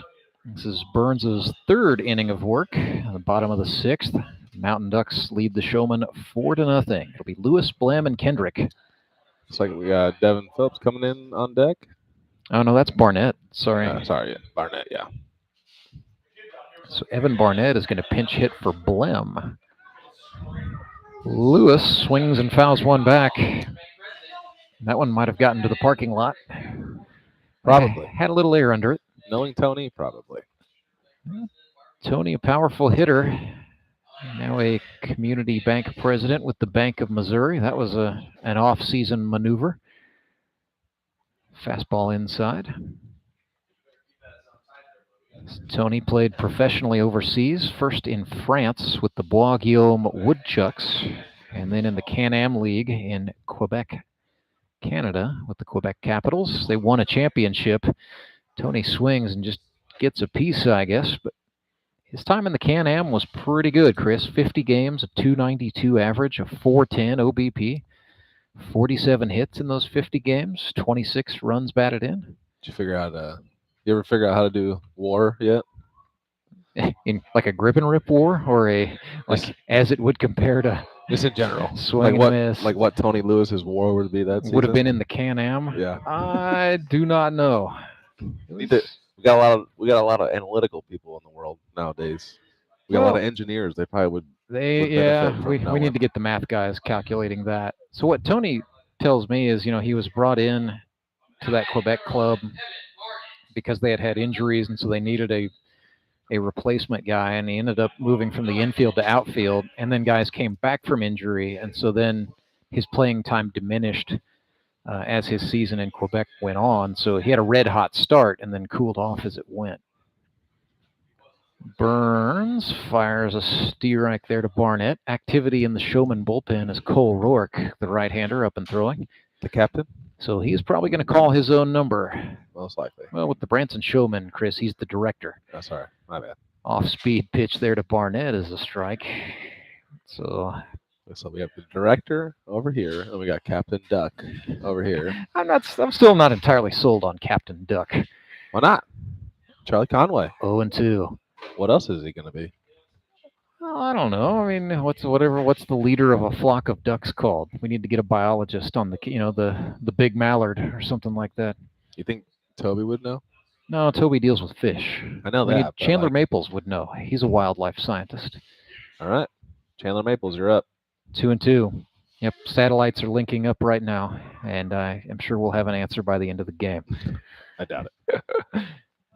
2-2. Barnett against Burns. Pitch was inside. We're full up. So what's Dan then?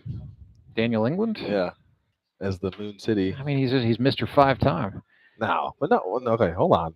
So He's if the flight can't- flight commander. If he can't be Captain Duck, Dan can't be Mr. 5-time. Well, no, but he's won a league championship 5 times. I get that. That's Mr. 5-time. I mean, that's literally the whole point of the nickname. Last year he was Mr. 4-time. Now he's Mr. 5-time. What about the association with the team? Is he the astronaut? No, he's the flight commander. Okay. That's what I'm trying Because to get. you know, the Mavericks are also Cowboys. He's also the sheriff. Right. So, you know, they live a dual existence. He's got to work dual roles. Speaking of engineers, here's one, Brandon Freeman.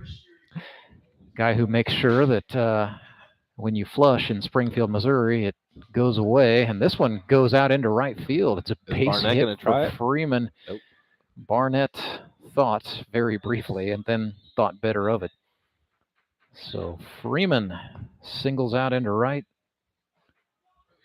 Continuing a very sneaky, underrated campaign for himself. And he is aboard for Ben Van Gorp, first and second. Go the Mountain Ducks, 1 out. And Cole Rourke, I think, would like for Seth Burns to finish out this inning, but Cole may warm up with a little more purpose out there in that left field pin.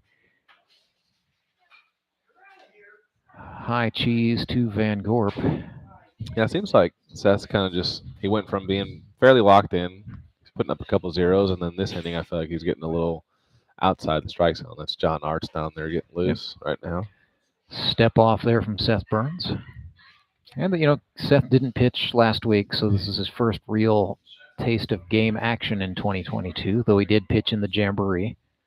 I wonder if he just wasn't available last week or... No, I think they just didn't end up throwing him, is what Rourke said, just situationally. You know, he left himself in the game, and then he went to Skylar Hinson late. They don't have Skylar Hinson today. Is he taking his... He's at a yearly- wedding shower. Oh, wedding? He's- Oh, that's right, he's- he's getting married. I forgot about that. Yeah. That'll do it to you, man. 1-0 is outside. But no, I feel Seth Burns, you know, he came in 2020, which was, you know, the weird COVID-shortened season. And I felt like he got progressively better as that year went on. You know, we saw his potential was there. And I felt like he picked up right where he left off in 21. There's a throw down. Oh, Acosta just not able to make the tag. That was ball 4. Well, So- never mind then. It's not a stolen base. It's just a walk. A lot of effort for a walk. I'd be really tired if I did that. It's pretty, you know, good bit of base running nevertheless. So King Owens batting here with the bases chucked and 1 out.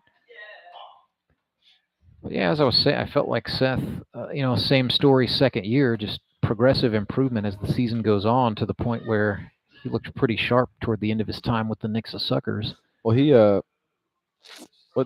played for the Mets that first year? He was with the Mavericks. Oh, Mavericks. And yeah, what he said was he just hadn't thrown a baseball in about 8 years. Yeah. And so he figured out maybe he needed to do some things to get his body ready. And that was the big difference between year 1 and 2. Yeah, I remember having that conversation with Brock about how in high school he had good stuff, and it Yeah, just got to the point those where guys you- go way back. when you- Stoutland High School.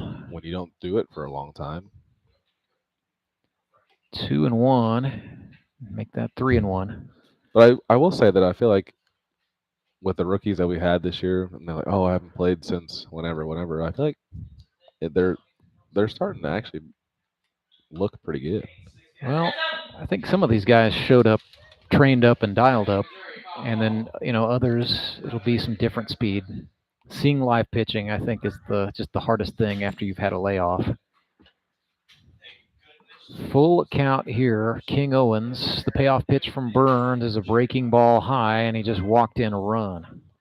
So that's 3 walks this inning for Seth Burns. Maybe time for Cole Rourke to head on out. Yes, time is called. He's going out there with a glove. Yeah. Well, it's like I said earlier. Seth was around it for through last inning, right? Yeah. Okay, he's This around was his it. 3rd inning of work. Yeah. He was around it, and then just kind of lost it. And I feel like that's one of those differences that you don't see after you play for a long time, and then you come back and try and figure it back out. When you can't do it consistently in the off season, because sometimes some of these guys, they don't have anybody to throw to. They live so far away,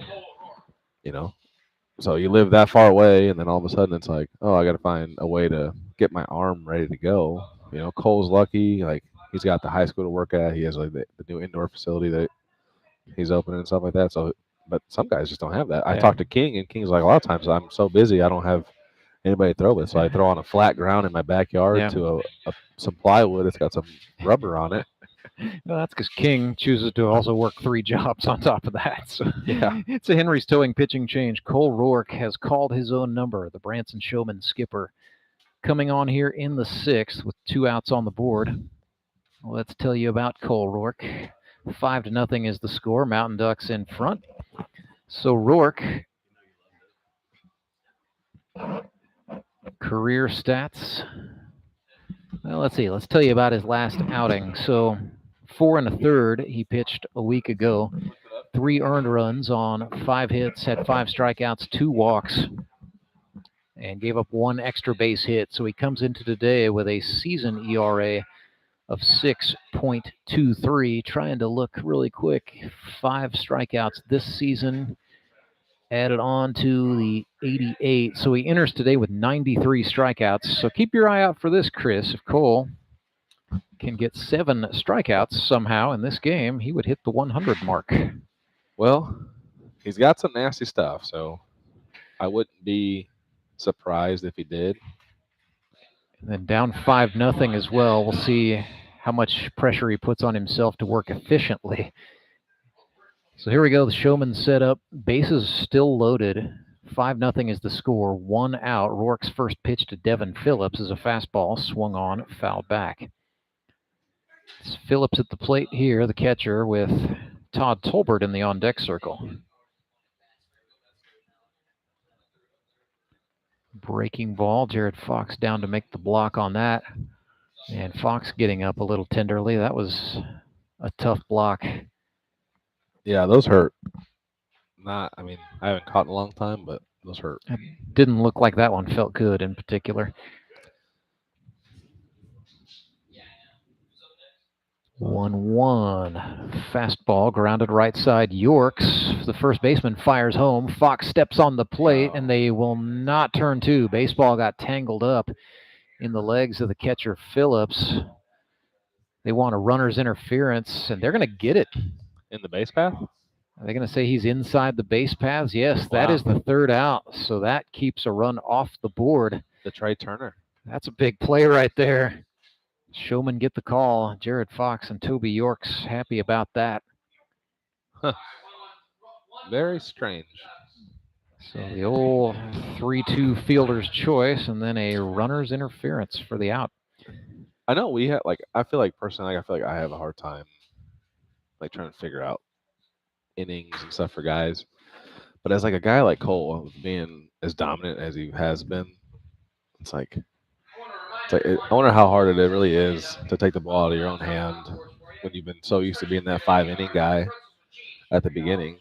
Well, I think what he has said to me is he feels like, of course, they're shorthanded today without Skylar Hinson, but he feels like this Showman team has enough pitchers that they've got enough balls to go around. He likes, to a certain extent, to be able to do his warm-up routine, but he also likes the idea of being able to call his own number at any time and kind of be the guy who comes in to put out the fire. That's something he actually said he lifted from playing for Justin Skinner back in 2019. If you remember, Skinner's high rollers team had a lot of pitchers, had a lot of good pitchers. Matter of Oh, fact, I Cole remember. Rourke. I remember. Cole Rourke was the pitcher of the year that year for the high rollers. But one thing Rourke said he really, took from Justin Skinner strategically that he liked was calling your own number, just come in and be the firefighter, and knock your team out of trouble at a moment's notice. Mountain Ducks are going to stick with King Owens here. Yes. Take a moment to say a big thank you to one of our major supporters here at the Grip and Rip Baseball League. That would be Marucci Clubhouse Midwest. Marucci Clubhouse Midwest has a great deal. If you're a Grip and Rip player in need of a bat, go see them. They are the official bat supplier of the GRBL, your go-to baseball store for the latest in innovations from Marucci, Victus, and Lizard Skins. Of course, if you need a little training time, you can do that at the clubhouse as well. While we're at it, I will say this internet telecast is not at all copyrighted by the Grip and Rip Baseball League for the enjoyment of our audience. Please share it with your friends. Any use of this telecast or any pictures, descriptions, or accounts of the game without the GRBL's consent is encouraged. This legal disclaimer presented by Tolbert Beetle, the official legal partner of the Grip and Rip Baseball League. And yes, Tolbert Beetle, pretty hard on certain things with the cases they work, but not too hard on folks who are sharing the Grip and Rip with their friends. You like that, Chris? I did. It was good. That was good. It is the stretch inning. Brady Dean sends a dying quail. That's going to get past the left fielder to the wall, and Brady Dean starts off the Branson Showmen with a double. And he's in the Anderson Engineering leadoff spot here in the 7th, so nice piece of hitting to get it started. Seth Burns comes up here. Is that 2 for 3 on the day for Brady? It is indeed. A single, a double, and a strikeout. Well, I feel like if they want to make an attempt at this comeback, it's got to happen now. Yeah, they have to at least. You don't have to get all 5 back, but you need to get something back right here. Full agreement. Because if you can get 2 here, 1 in the next one. And is that nope, that's Brady Dean giving up his elbow guard. Never mind. I thought that was a balk call. And looks like now he's victimized by some unfortunate Velcro. That dang Velcro. Wonderful invention. It doesn't always do what you want it to do. Yeah. 0-1 here. Owens back on the rubber. Seth Burns in the batter's box. What really gets me is... Ooh, that's a hard hit ball right on the screws, and into center field it goes. Dean gets the whoa sign, so first and third for the Showmen, back-to-back hits. And one of their more dangerous hitters comes to the plate.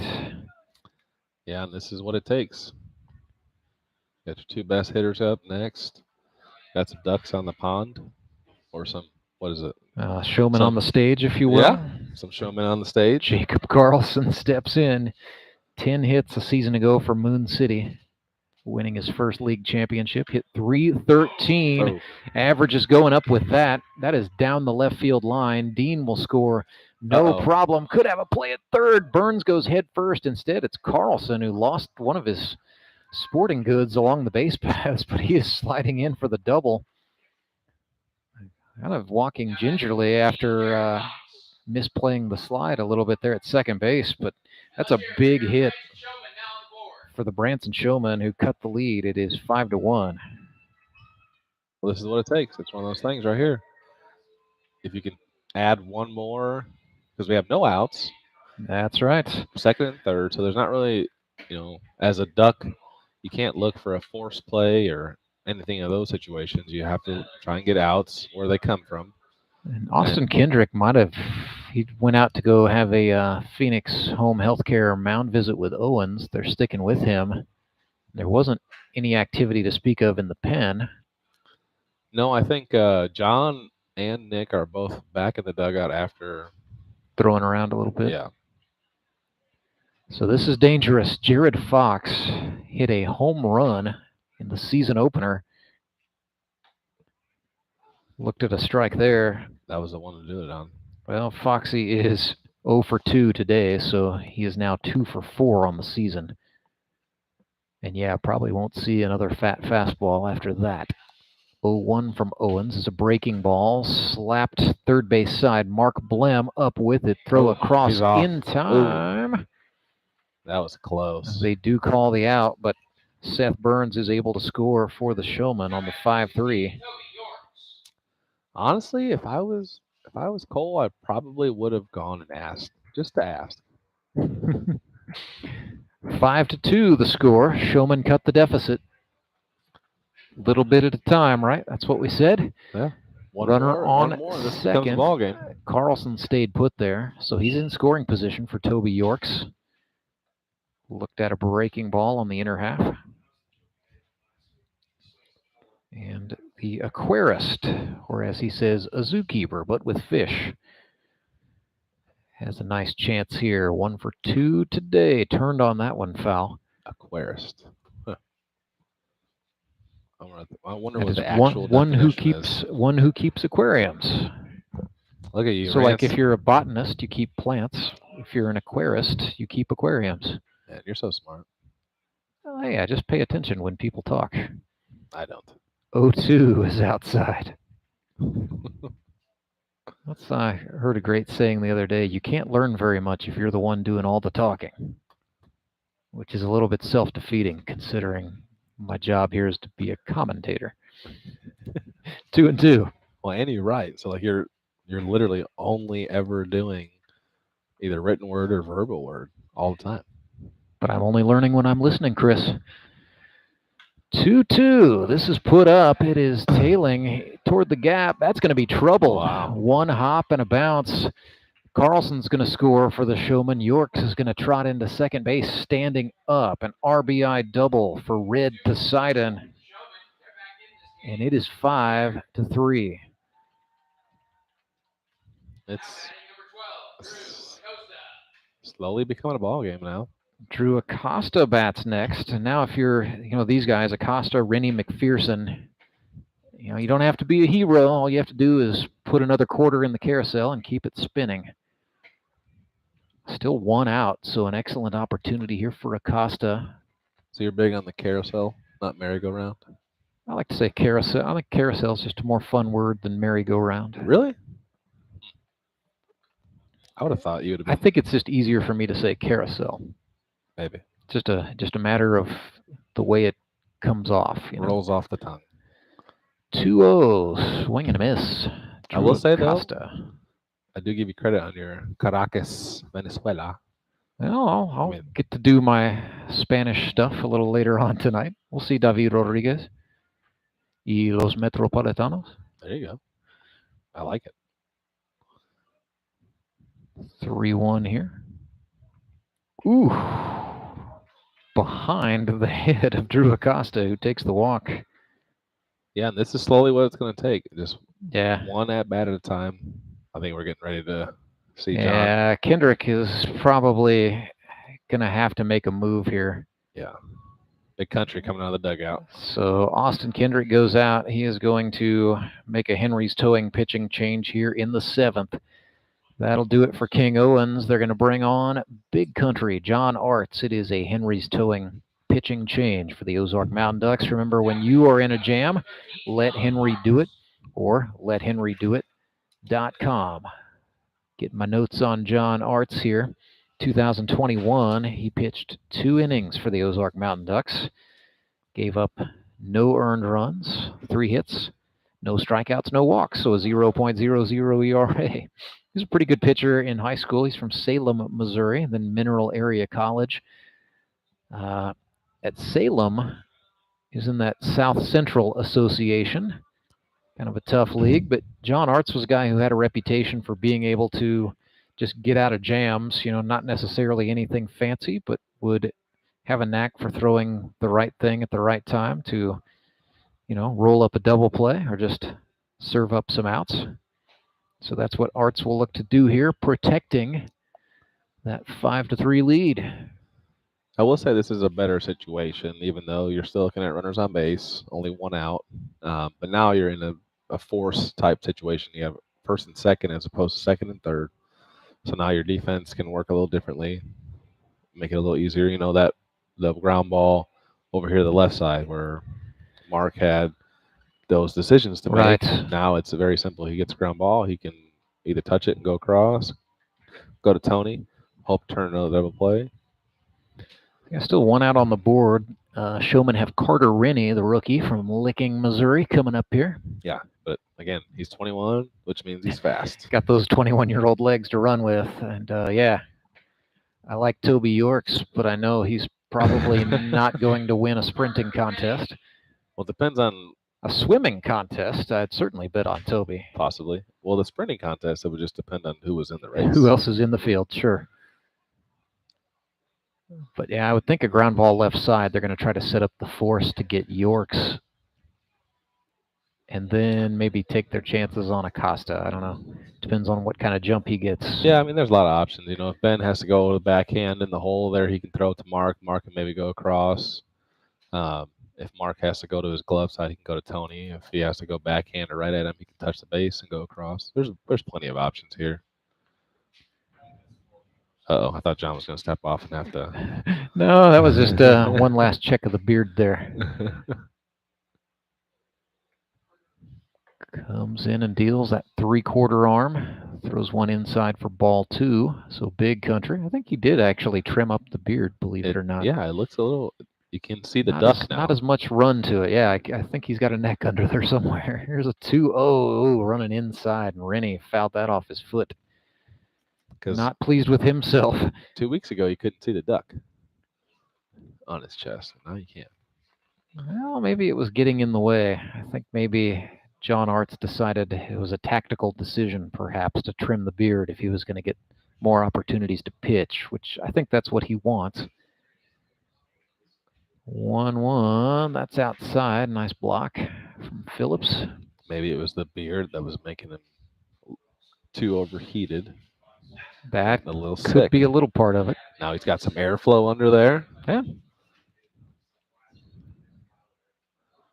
2-1. Another jammer. Rennie hits it to first. Freeman will step on the bag, get the unassisted out, but the other two runners do advance. You're saying, oh, you're thinking maybe he should have thought about a throw? Yeah, I mean, personally, I'm looking to, because you got to look at the guys that are there. I mean, you get Carter out at first. He's a fast guy, but that ball's on its way down.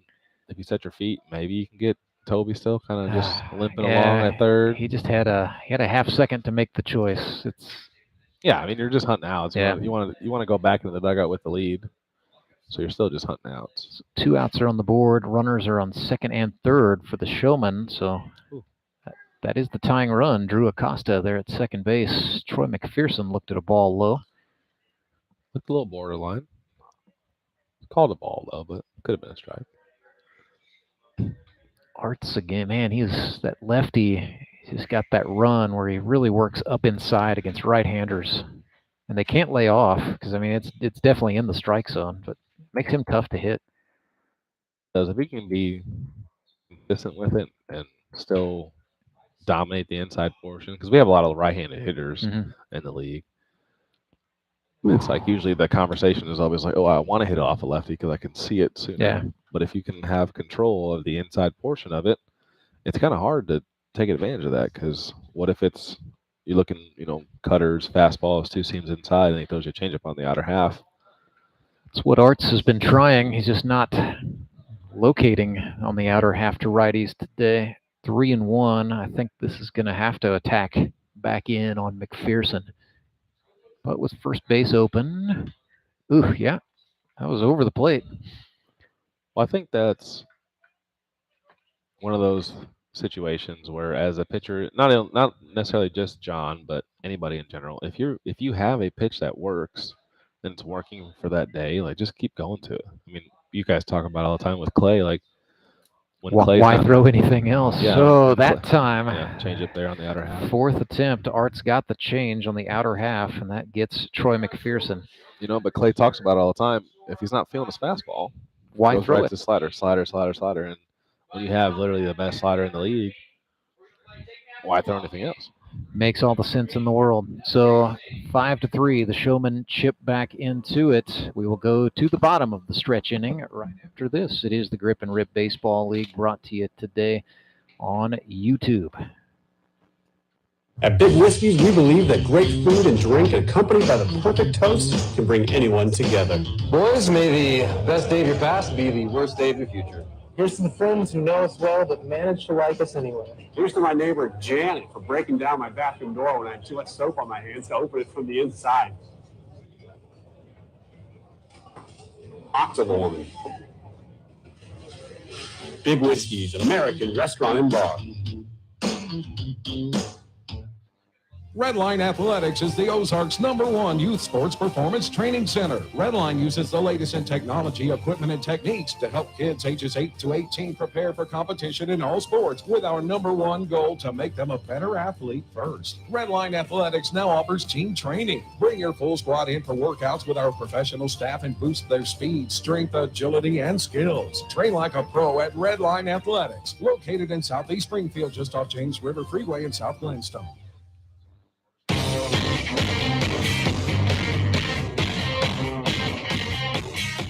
Cole Rourke back to work for the Branson Showmen, who have a little bit of wind in their sails. They trail the Ozark Mountain Ducks 5-3. 7th inning stretch brought to you by Sumit's Hot Yoga. At Sumit's Hot Yoga, you are going to feel awesome. Troy McPherson has gone behind the plate for the Showmen, so a full battery swap, if you will, complete. They've still got Acosta at third, Rennie at second, or Rennie at shortstop, I should say. Weston Wilbanks at second, Toby Yorks at first. It'll be Todd Tolbert in the number 10 spot, batting here for the Mountain Ducks. He was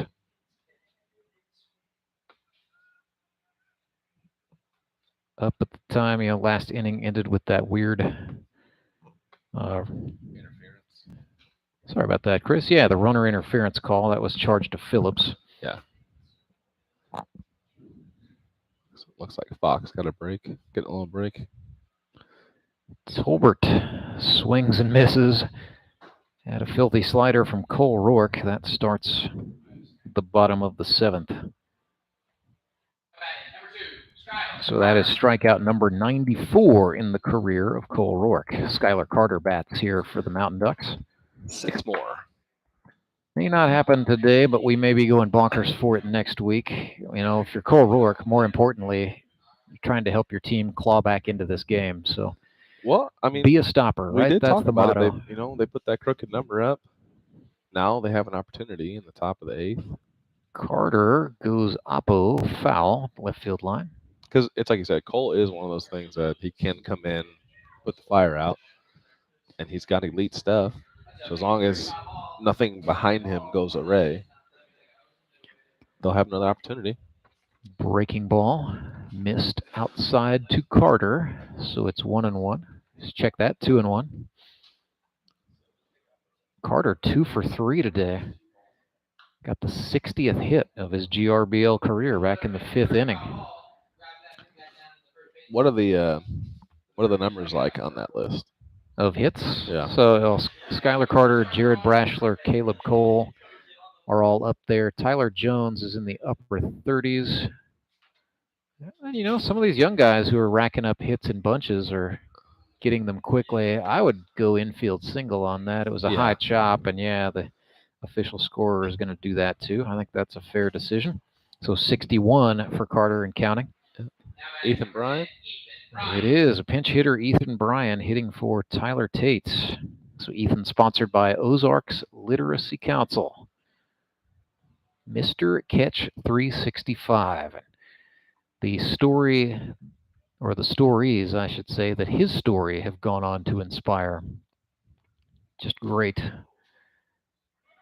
Carter takes off to steal. It's going to be a passed ball instead. Sorry, Mr. Carter, not giving you the steal on that. I wonder if Fox was not feeling well, or just. I think this may just be a breather. And Troy McPherson, believe it or not, Chris, has a history of catching hard-throwing pitchers in this league. That's kind of been his MO over time. Troy will get paired with. Oh yeah, Troy the does guy a great with job. The most velo. Troy does a great job of receiving it. It's just as we get older, me and Troy have had those conversations about. Oh yeah, the throwing arm may not be what it was, and yeah, it's a little tougher on your knees as you go. 2-0. Brian swung at the breaking stuff there from Rourke, who's chuckling at him, and now the two exchanging words. That was pretty filthy, though. Oh, yeah, absolutely. 2-2. Rourke looks back, and Carter takes off for third. Brian down on strikes. One hop throw, not in time. That I'll probably give him a stolen base. So he has 4 now on the campaign. See, Skyler? I don't normally track. It's hard to track these as a play-by-play guy, Chris. Stolen bases. Stolen bases? That's why? Well, because catchers and pitchers always have guys run for them, and then half the time you guys just get lazy, so you call for a pinch runner. I mean, with re-entry, it's just tough to track exactly who's running all the time. Another ball got under the glove for McPherson, but the runner Carter stays put at third. Everybody has, I've got a lot of moving parts here. It's like the acrobat with the plates spinning on sticks. So stolen bases is just one I have a hard time with. To help you out, the guy that's on the base that runs to the next one is the one you give the stolen base to, whether it's a courtesy runner or a pinch runner. There I learned. 1-0 pitch low. 2-0 here to Nick Young. Rourke being a little bit careful with Young here. Again, 5-3 the score. Mountain Ducks lead the Showmen. We're in the bottom of the 7th. Another pitch low and out of the zone. It's 3-0. But is there, so back to my question earlier, is there a big gap between like Skyler and the rest of the guys? There is definitely a gap between Carter and the field, yes. He has 61 hits now, and the next closest is in the upper 40s. So I kind of thought, Carter was the first player to get 50 base hits, as there's a walk issued to Young, Stone, and we're still just kind of waiting for somebody else to get that. I think Caleb Cole is going to get that for you guys, the Republic Locos, here before too long. He's hanging in there, and then, like I said, some of the young guys are starting to, like Jacob Carlson, for example, is racking up his hits in bunches. So I think we will start to get there eventually. But for now, it really is Carter versus the field, as the runner Young goes, getting in on the act of stealing bases off of Troy McPherson. So that puts runners at second and third. Yeah, Cole needs a couple big pitches right here. I think getting back in the windup will help him out. 0-1 to Lewis. I believe that was called low. So 1-1, Rourke steps off, adjusts the glove, collecting himself momentarily. Kicks and deals. Lewis fouls that off. That's going to get way up and out of here. Third base side. He wanted it. He wanted it. He was just very late to the party on that 1-2. Yeah, so I'd probably honestly go back there, see a little bit, maybe a little higher, and I wouldn't want to speed up Tony's bat with an off speed. Threw him a breaking ball. Yeah, you're right, Chris. That's an RBI base hit for the Godfather. Carter scores.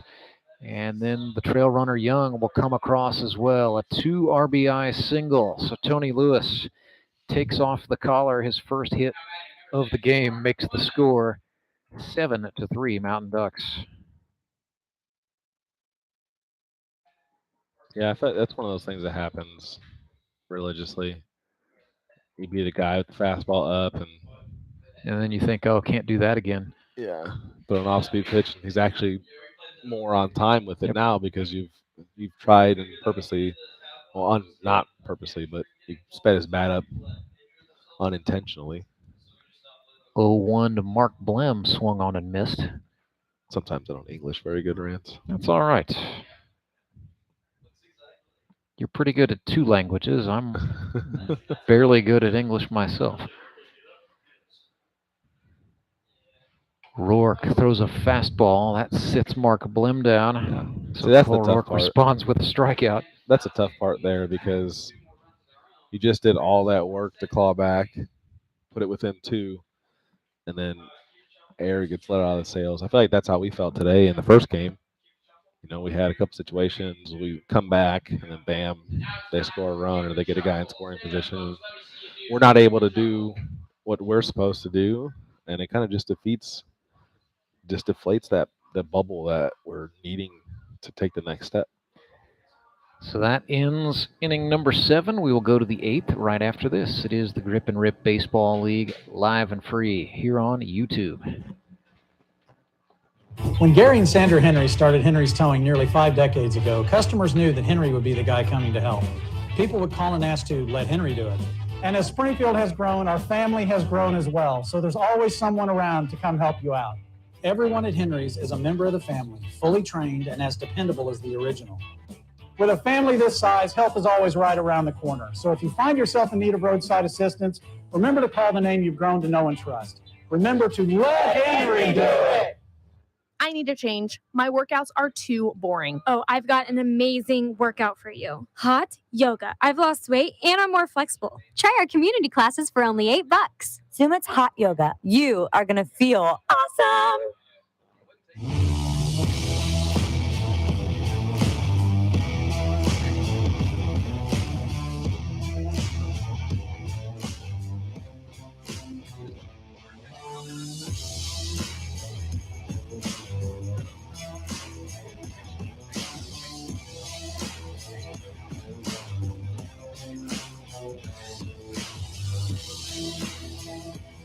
Randsberger, Chris Meza back with you live. Josh Wilbanks steps into the batter's box for the Branson Showmen facing John Arts from the Mountain Ducks. Top of the 8th, and the Ducks are up 7-3, but Wilbanks lifts one above the head of the Godfather and into the outfield. Second hit of the day for Josh Wilbanks, who is continuing to swing well since getting that vision surgery. The more I watch Josh hit, the more I think about calling the old optometrist and pulling the trigger. How many pieces of paper could you have fit under that Godfather vertical there? I'd fit a ream. A whole ream? I'd say, yeah. You're crazy. I'm giving him a ream. I got 5 pages. Oh, stop. That's it. He's got 5 pages. I'm giving him 1 ream.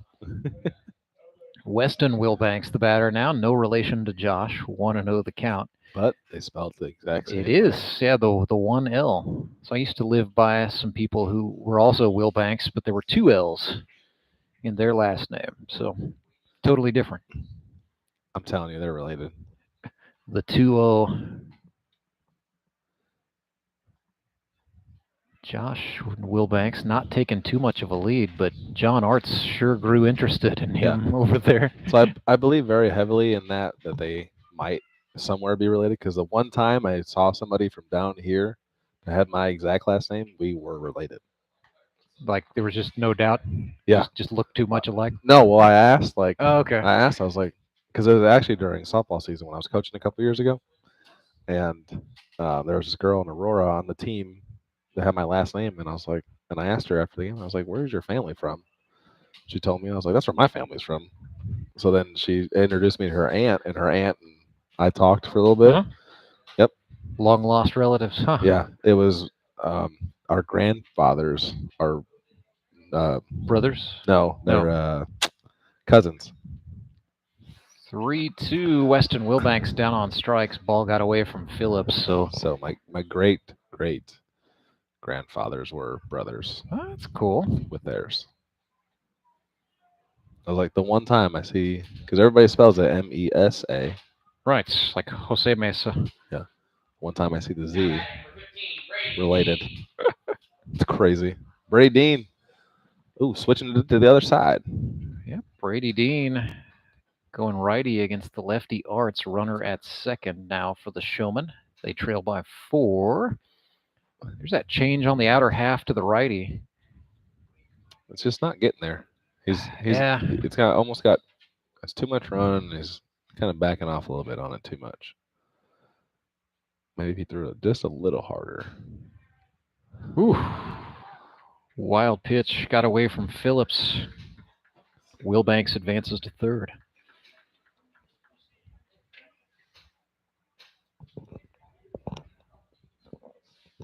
Still 2-0. Yep.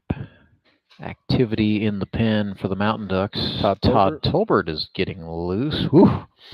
High cheese, and Brady Dean went around on that, 2-1. But I mean, look at the last 2 innings. What have been strikes for John? That fastball in on the hands. Mhm. Why not just keep going back to I it? absolutely would. I would wear that thing out. There it is. See? Swinging a chopper to third. Mark Blem coming home with that. Set Devin Phillips up for a collision. And he did survive the crash with Josh Wilbanks to get the out at the plate.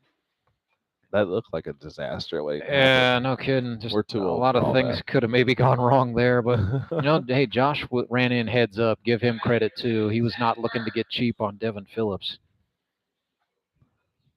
And Phillips was in the base path, so that went about as well as it could have gone, and still involving a contact play. There's a nice little off speed. John Arts for a strike. I think Bray's going anywhere. Seth Burns checked it, and then Phillips kicked it out in front. And yeah, if you're Devin Phillips, you're saying, man, I was in the Army. I just got hit by a U.S. Marine. Stop throwing low. Let me get my wits about me a little bit. Seth Burns stands in. The 1-1 ran in on the hands. Phillips tries the back pick throw. So Phillips was in the Army. Yep. Wilbanks was in the Marine Corps. Ooh, I wonder if they secretly going to take some jabs at each other. I don't know if, it all depends on, because nobody likes the Air Force. we know. I don't know if they know that they're the significance of the collision they just had. There's a swing and a miss by Burns. Because maybe something they'll talk about after the fact, I'm sure. All my military friends. They're always against the Air Force. They love to talk smack on any branch that wasn't the one they served in. That's been my experience. There's a 2-2. Burns, nice piece there. Foul ball. Foul. Oh, my goodness. Just a little too much slice. Looked good initially. But, yeah, once it went over the first baseman's head and out, had a lot of tail. So Deuce is wild, 2-2-2. John Arts setting up here against the batter Seth Burns. Fingers on the cap. Comes home. That was that. No. Again, attempting that changeup, and it's just not there. I think, no offense to Devin, but I think that one's on Devin. Got to do a little salesmanship. Little too much weaving back and forth. Right there. That's outside. Burns takes the walk. So they miss outside twice. Austin Kendrick's going to go talk it over with John. Well, not even going to go all the way over there. Yeah. And not even going to, do the old cover up with the glove. So whatever he said, he was not being secretive. Well, this is the problem. Again, you got your area where you have your 2 best hitters and you had a chance to score. If you just take that defensive end of it, and you don't give up those 2 extra runs, now we're looking at a really, really tough ball game if Carlson can split a gap here. It's Jacob Carlson batting here with Jared Fox in the on-deck circle. Breaking ball outside. Oh, and then the throw. Off the rib cage. Yeah, Kendrick didn't get to the bag. It was Seth Burns who got there and wore it. That's not going to feel good tomorrow. No, he's kind of smiling about it right now, but he will not be happy about that tomorrow. 1-1 here to Carlson. Ripped an RBI single his last time up. Ooh, Arts tied him up inside. I would go right back to that as many times as I can get away with it. 1-2. Yeah, as a lefty, I think the best move right here is going, because everybody always talks about back foot sliders and those kind of things. If you can get a back foot off-speed pitch that looked just almost like that one. Tried the change out. Yeah. Nothing doing. That one's just not there for Arts today. No. He's got one to play with, so I'd go inside. Yeah, you can off waste. The back foot. Yeah. See if you can get Jacob to roll over. 2-2. They do go in, but he went a touch too low. Yeah. So 3-2. We're full up. 2 outs. Showman trying to extend this. 7-3 is the score in favor of the Mountain Ducks. When you start that kind of pitch on that back foot, you want it to be almost knee-high for a while until the very end. Runners go, and it's a walk to Jacob Carlson. again, not the situation you want to be in. I think Todd's ready. We're going to see AK pull the trigger here. He's thinking about it. He's asking Arts something, and now walking back over to his position. So bases are chucked. You got 2 outs, and you've got one of the most dangerous hitters in the league, Jared Fox. So this is a tough situation for both guys because John, you want to throw strikes, but Fox, you don't want to miss that one fastball that you're going to get. That one right there. Strike there to Jared Fox. So now 34 hits in his GRBL career. Talk about guys who have racked him up over time. You know, if he has another, say, 11-hit season, Jared Fox could get up there. That's not going to get through. Van Gorp with it at short. They throw to third to get the out, and that will get them out of the inning, believe it or not, unscathed. Yeah, I think so. I think 7 not hitting to that 3. first fastball makes a difference. Oh yeah, it made tremendous difference. Fox should have just gone up there sitting dead red and just tried it. But nevertheless, instead it's a 6-5 fielder's choice. 7 to 3 is the score. Ozark Mountain Ducks have the lead in the middle of the 8th. Back right after this. See Plaza Tire Service for the right tire at the right price right now. Plaza Tire Service is the area's biggest selection of in-stock tires at the lowest price with outstanding service, including our 4 tires, 1-hour guarantee. Plus, we make the purchase easy on the budget with a Plaza Tire Service card or no credit needed financing options. Plaza Tire Service is in Springfield on East Sunshine, West Sunshine, and South Campbell, and on Kenneth and Nixa. For the right tire at the right price right now, come see us at Plaza Tire Service.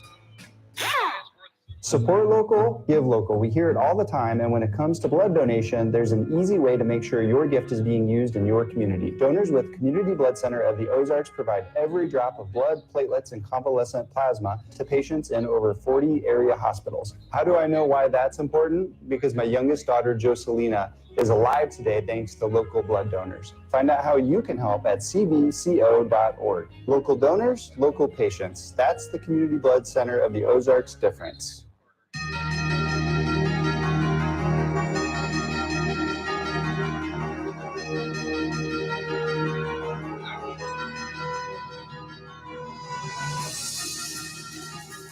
So the Branson Showmen trail the Ozark Mountain Ducks 7 to 3. They will try to stage a rally in the 9th, but first, Cole Rourke is going to have to go to work against the Quack Pack one more time. It'll be Austin Kendrick, Ben Van Gorp, and John Arts for the Mountain Ducks.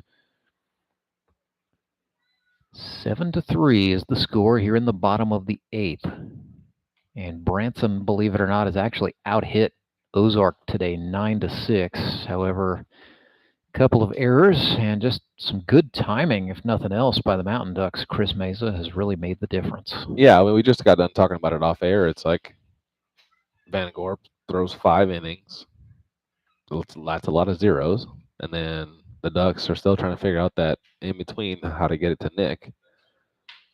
There's a 1-0 grounder to the shortstop. Rennie with it for the Showman. No problem for the first out.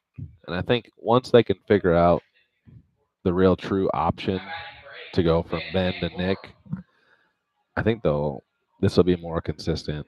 These random off innings that they'll have, because they had one on Friday, they had one today, and we're trying to kind of what makes the GRBL interesting, though, is sometimes, it may be 11 to nothing, and then a team will come roaring back.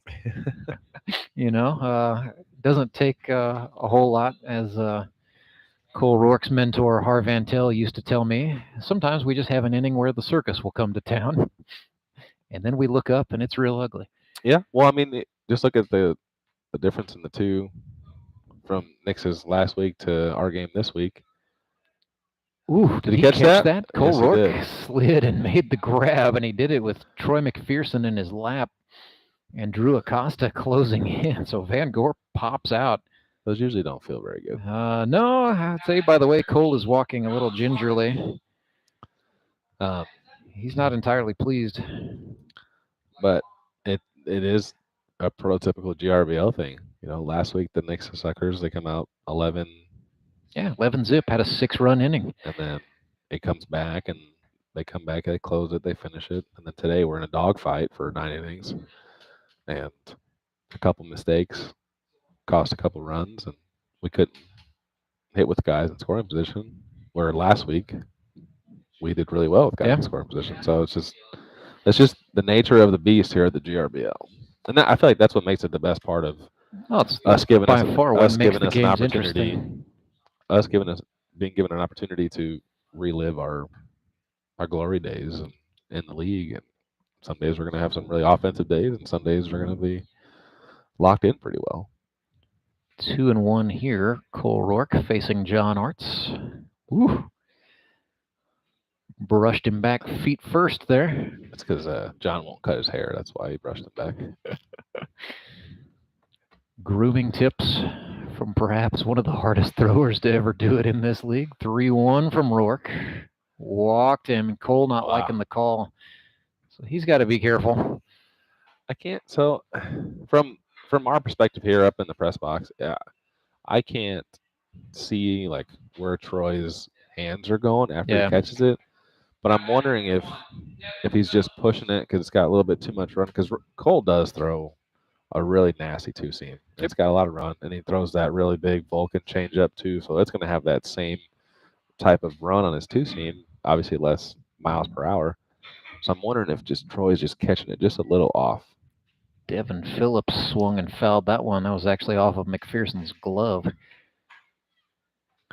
Because if you don't catch it clean and you push it a little bit, it makes that situation a lot harder for a pitcher because he knows he's hitting that spot. He's not getting the results. Fastball there. Cole Rourke, actually the only pitcher I have ever covered who throws a true Vulcan. It is something to behold. He showed me the grip on that thing one time, and I tried to do it myself and thought, you've got to be crazy. Is he going full in between the two? Oh, yeah. He said what he told me was when he was learning that pitch, he would just walk around with a baseball just stuck in his hand whenever he was not holding a pen or pencil at school. Well, it's funny you say that because, like, I got a kid that I was working with this last offseason at Hillcrest and this spring that he couldn't figure out how to throw a changeup, and he was having a really hard time. He's got huge hands, though. Yeah. He's 6'9", and he's got these big hands, and he couldn't figure it out. So I actually taught him to, like, split his fingers out and have that little bit of a Vulcan change. But he does it in between the index and the middle. Okay. And then he wraps the thumb around a horseshoe. Okay, so like so it's like it's kind of a circle change, but it's not. And he's been throwing it, and it's working for him. Because a lot of guys sometimes they don't really understand how to get underneath their thumb underneath that circle changeup, and it just kind of floats. 2-2. That was the Vulcan right there as Cole Rourke sits Devin Phillips down. And that gets him out of the inning. Very aptly timed illustration there from Cole Rourke, which we appreciate. So, yeah, the Vulcan change. Chris and I will be back to bring you the commercial-free ninth inning right after this. Ozark Mountain Ducks lead 7-3. Showmen with one more chance to rally right after this.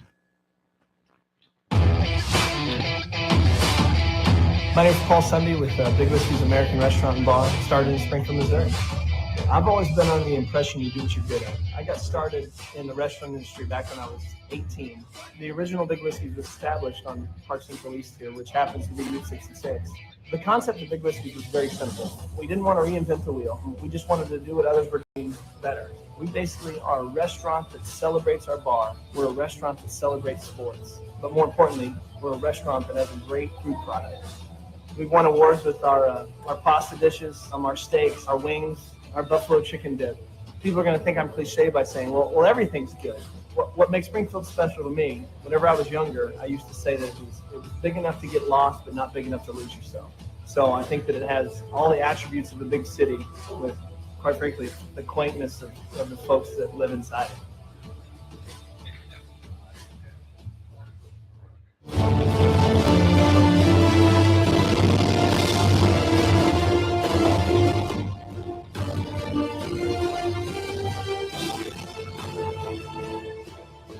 So 7-3 is the score. Ozark Mountain Ducks with a 4-run lead here in the ninth are going to stay with John Arts to try to finish it out. So Mountain Ducks looking to go to 2-0 here.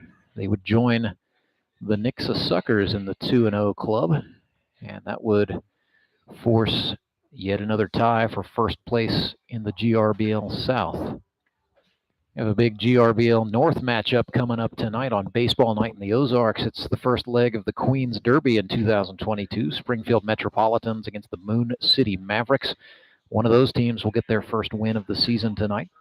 Will it be Mr. Five-time Daniel England? Or will it be Brock Chaffin and the Bad Boys of Baseball? Toby Yorks stands in for the Showmen. They are down to their last-ditch efforts here, trailing by 4. Toby's hit well today. Well, going out here in this 4-run lead is definitely a lot more comfortable than just a the chance 2-run to- lead that yeah. they had previously. And I think if John can just relax and get into a rhythm, again, attacking inside, because that's what's been successful, they'll get out of this pretty quickly. 1-1 to Yorks. That was a breaking pitch. He sat back and pulled it foul. Not to get all corporate, but, be right-sized for the situation. So, for Arts, he's thinking, I've got a big opportunity. I've got to show that I can pitch. But sometimes, less is more. Just show that you can get some outs, get a team out of an inning. And you got a 4-run lead to work with, so you don't have to strike out the side or anything of that nature. Literally, all you got to do is force contact. 2-2 to Yorks. Swings and chops one. That's going to stay on the infield. Lewis will have to hurry. He short hopped the throw, but Austin Kendrick made a tough pick to get the out. I think Tony's got to thank his skip for that. Hey, that's why he's the captain duck right there.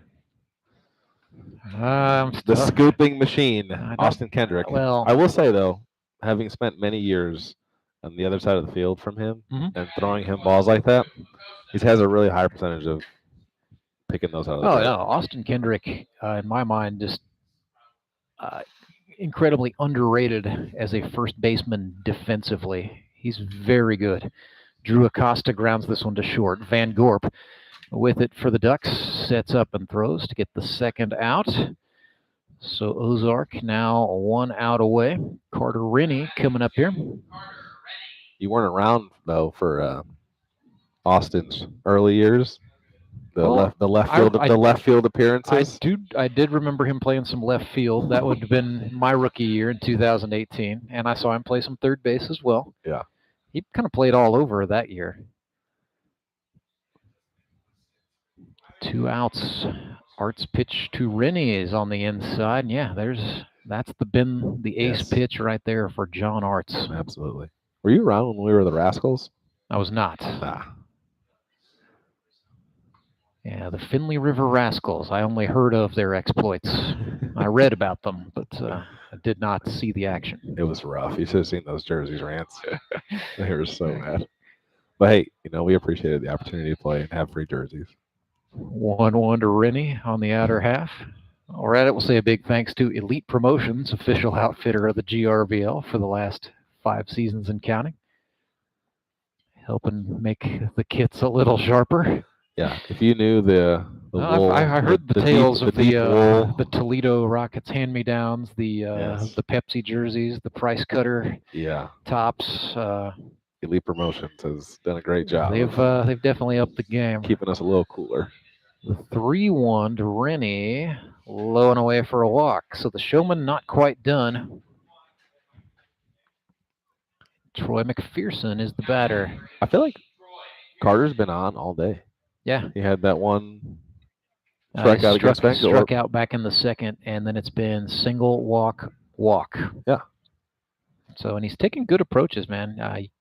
Definitely can't fault Rennie for anything he's done with the bat in his hand today. Here's T-Mac looking at one outside. Yeah, well, having that conversation with Cole earlier in the year around that tryout time, he was like, it's been a while, and he knows that. I know that, but I think he'll be able to figure out eventually. And it's just like any other rookie. Like some rookies just take off really quickly, but then we have some rookies that it takes them a while to figure it out. And I think from what I saw last week and this week, I feel like Carter's made a big jump. Yeah, he looked, kind of looked like in the Jamboree, he looked okay. I thought Yeah, you know, he's just going to need a minute to get used to the pitching in this league. He's going to see a lot more breaking stuff than he would have seen playing at a mid-sized high school. So more sliders, more curves, fewer true four seams. 2-1 here. But yeah, I mean, loaded with potential. Absolutely, you know, anytime a guy comes in at just 21 and is getting on base as well as Rennie is, it's good hope for his future in this league. Yep. So McPherson has worked a 2-1 count.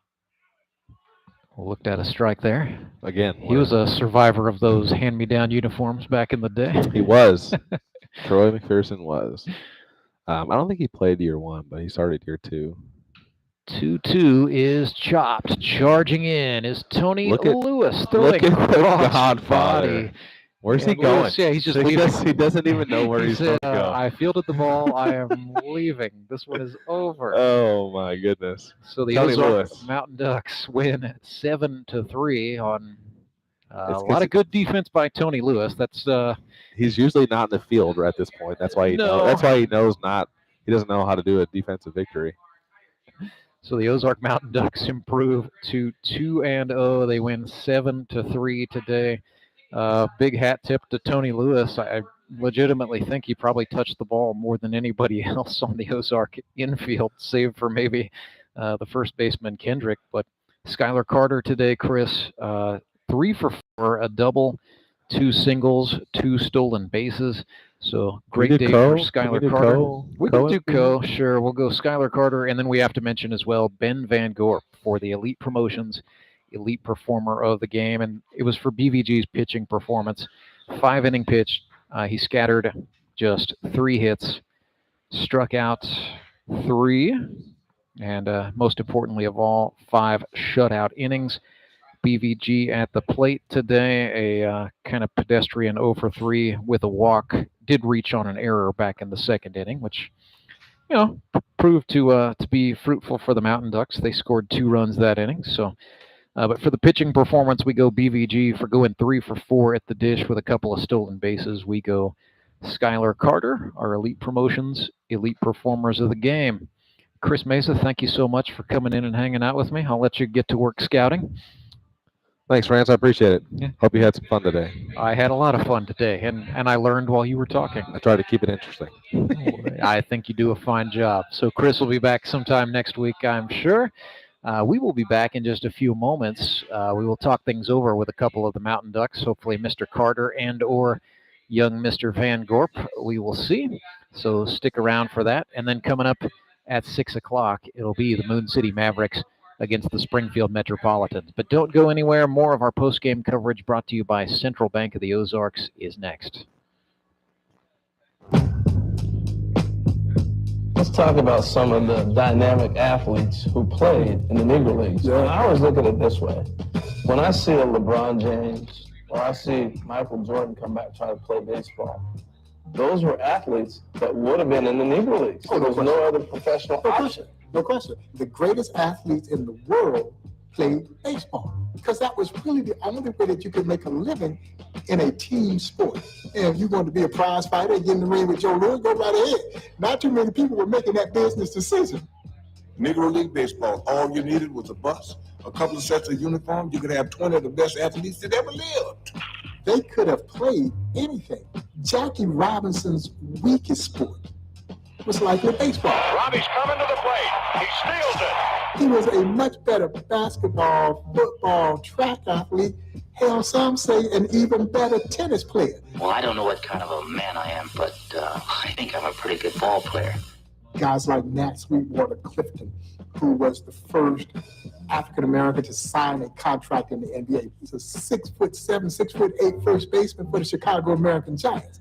Goose Tatum, who was perhaps the game's first real two-sport professional star, invented the hook shot, is in the Basketball Hall of Fame, was a slick fielding first baseman for the Indianapolis Clowns. So that's the kind of athlete that the Negro Leagues were drawing. When Gary and Sandra Henry started Henry's Towing nearly 5 decades ago, customers knew that Henry would be the guy coming to help. People would call and ask to let Henry do it. And as Springfield has grown, our family has grown as well. So there's always someone around to come help you out. Everyone at Henry's is a member of the family, fully trained and as dependable as the original. With a family this size, help is always right around the corner. So if you find yourself in need of roadside assistance, remember to call the name you've grown to know and trust. Remember to let Henry do it. Hi, everyone. This is Bob Costas, and I'd like to tell you about an interesting new baseball book, A Year of Playing Catch by Ethan Bryan. A Year of Playing Catch is the story of how a lifelong fan was inspired to take a whimsical journey of discovery and the power of our national pastime to forge lasting connections. You can pick up your copy after any Ozark Mountain Ducks game or from your favorite bookseller or online. That's A Year of Playing Catch. This coffee just isn't doing it for me today. You say that every morning. Yeah, I just can't get my day started. You should really try Sumit's Hot Yoga. They have early morning classes, and trust me, it wakes you up better than coffee. Sumit's Hot Yoga. You are going to feel awesome. Hi, I'm Carolyn Hawkins with Key Cornerstone Realty, here to help with all your real estate needs in the St. Louis area. Do you have a house you want to sell for top dollar? We can help. With over 15 years of experience, our negotiating skills and expertise can help buyers and sellers get under contract fast. Contact us at keycornerstonerealty.com or call us at 636-447-8661. And go Locos! I'm Nicole Cartmell with the Bank of Missouri. Whether you're looking to pay bills or make a big purchase, sometimes you need cash quickly to take that next step. A consumer loan might be a perfect option to help you live well, bank well. Sonia McClendon, one of our branch managers, is here to explain. Thank you, Nicole. We provide personal consumer loans for almost any purpose, from building your credit to financing that new car. We offer competitive rates, and decisions are made locally so we can get you the money that you need quickly. But what makes our consumer loans unique is that personal touch. For example, I recently worked with a customer to secure a loan for a horse trailer. He could have went elsewhere, but he chose to work with his bank because of that personal relationship that we've built with him. Being able to work with your personal banker that you know and trust makes a big difference. That's right, because we work with our customers to help them live well, bank well. Get started at bankofmissouri.com.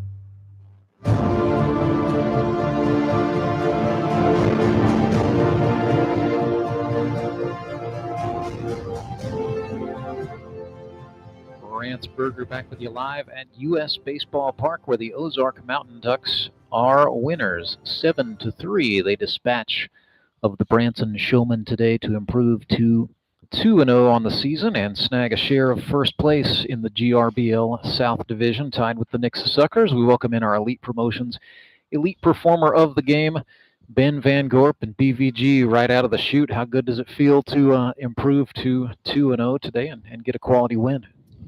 It always feels good to start the season off on a hot start.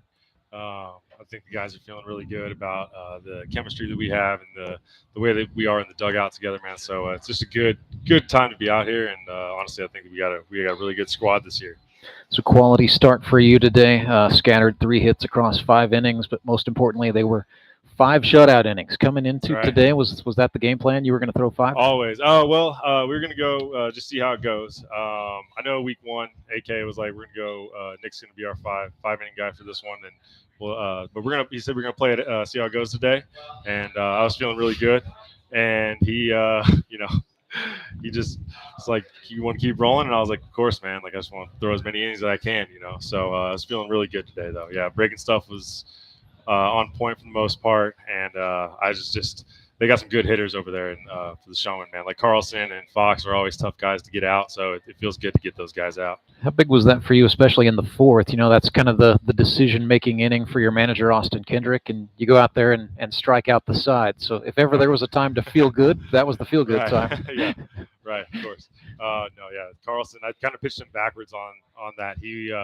I threw him some junk to start and got it out ahead early, and I was meant to throw that fastball maybe up at his eyeballs, but ended up about right at his belt. So, so pitched that one backwards. So John Arts, your pitching counterpart, he actually did get, well, you could go either way on who is assigned the win. I'm going to have to defer to a greater statistician than myself to say who's the winning pitcher. He's pointing to BVG.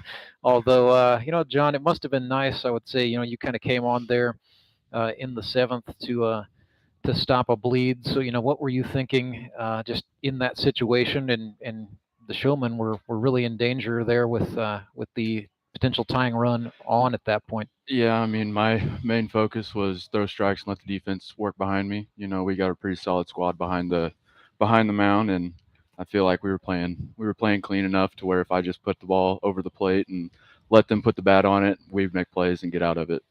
So, as a lefty, what do you like about facing right-handed hitters? Everything.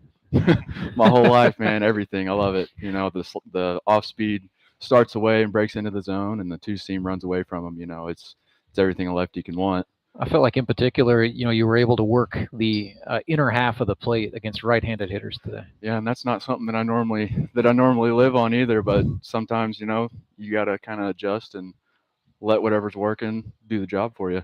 It's going down smooth, you better eat. That's what they Yes, say. sir. So Yes, I want to ask sir. this guys of both of you guys. I know coming into this year for the Mountain Ducks, Evan Barnett was kind of expected to be the first catcher, but he's dealing with a thumb sprain right now. So you get Devin Phillips behind the dish today. What can either or both of you say for the job Devin Phillips is doing for the Ducks right now?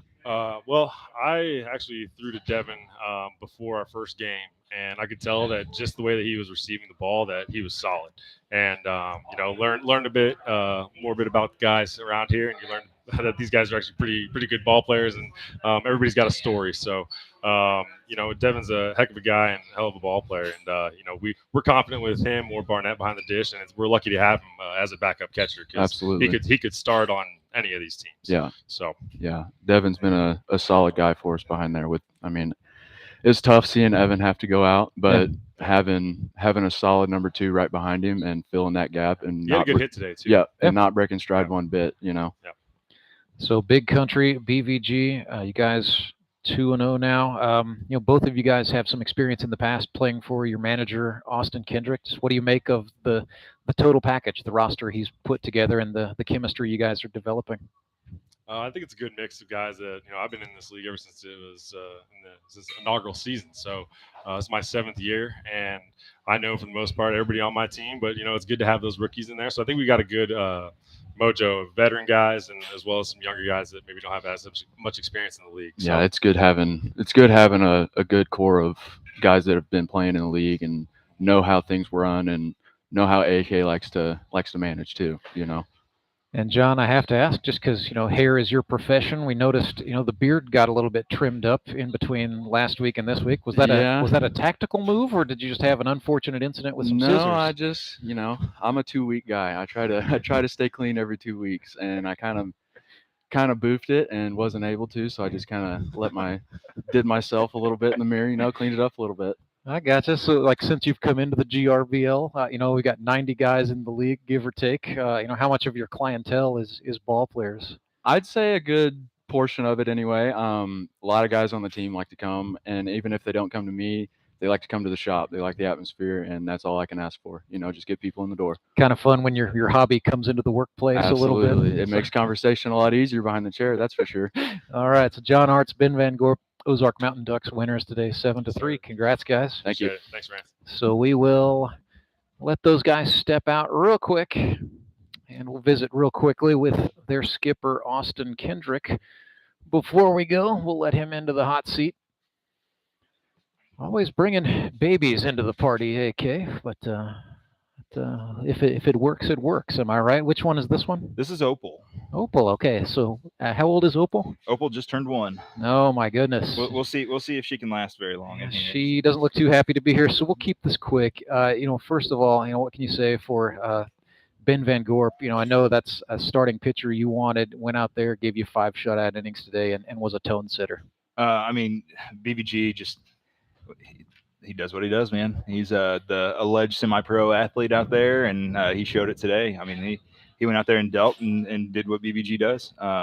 Threw strikes, competed early in the game, and I felt like that kind of allowed him to settle in and really attack the zone. And he had his breaking stuff working, and that's what it's kind of what he lives off of and makes his fastball look a lot faster when that breaking stuff's breaking the way it was today. And he was tough today. I mean, he was really, really tough. So he gave us a quality outing, especially when the back end of the bullpen was a little banged up.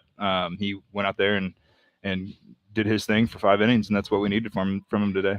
Wanted to ask about the decision to start the Godfather Tony Lewis at second base. Was that your intention to leave him in there for all 9 and for him to see as many balls as he got? I didn't expect Tony to have to play all 9. But the way that things kind of transpired throughout the game, it's just kind of what was written out there for him. But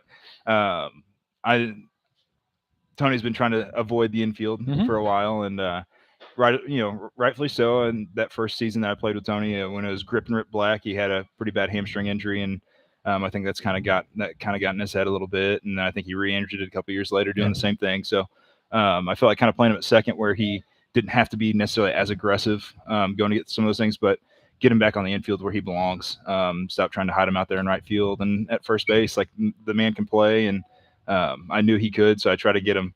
It was kind of a little teaser last week. It was kind of one of the last minute things. I was like, "Hey, Tone, I need a second baseman, man. Can you go out there?" And he did it. And then he's like, "Hey, man, that was fun." And I was like, "All right, well, here we go. We're gonna start plugging him out there a little bit more." And I think it's one of those things that he really enjoys, and it's kind of, he's got that itch back, and it's good to see him out there. It's good to see him out there running around making plays the way that he was making plays today, and just to see the smile on his face after he's out there making those plays, it was pretty awesome. For sure. Another guy who should be smiling, your center fielder, Skylar Carter, 3 for 4 today with a double.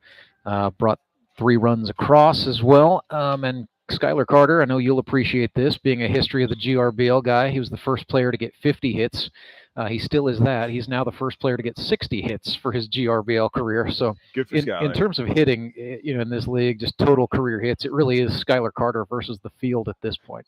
Well, that's what he does. I mean, he is a tough out, and he's always been that way. He's one guy that I've wanted to play with for a long time, and I was really excited that I was able to draft him. It seemed like every year it just kind of eluded me, and I mean, it's been great to have him on the team, and it's like I told him today. I told him, "Hey, that was some vintage Skylar Carter right there." I know he hasn't exactly felt the same as he did the first couple years that he played, but I think he's really starting to kind of come back to that. And I think a lot of it's just he always loves playing the game, but I think he's really out there just having a lot of fun this year, and I think that's the most important part for him. Looks great today, did Skylar Carter. Speaking of looking great, the Nixa Suckers are also 2-0, so you guys duking it out for first place in the GRBL South Division, if you will. Wouldn't you know it? That's who you're playing next Sunday, August the 28th, 3 o'clock. What, if any, impressions have you been able to make from watching Courtney Spitz's club? Man, it's always going to be a knockdown drag out between me and Spitz. It never fails. It always seems like it's a good game, and they're a really good team, and I feel pretty good about what we've got going on right now. And I mean, I think that there's going to be a lot of fireworks next week, and I think we're going to have a lot of fun, and it's going to be a really good game. So I know our guys are ready to hook it up, and I know they are too.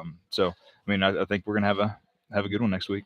Very good. We'll let you get to it and get rested up. Proud of Opal for making it all the way through her first post-game interview wearing the Ducks Fly Together shirt. Good to see you. And Austin Kendrick, good to see you. We'll see you next Sunday. All right, see you, Rance. Austin Kendrick, Ozark Mountain Ducks manager. They get the win today, 7-3 over the Branson Showmen, improving to 2-0. They are back in action Sunday, August 28th, 3 o'clock. It'll be the Ozark Mountain Ducks at the Nixa Suckers. That is going to chase us. So for Derek Sako, for Commissioner Tony Lewis, and for my broadcast partner, Chris Mesa, my name is Rance Berger. Good afternoon from Ozark, Missouri.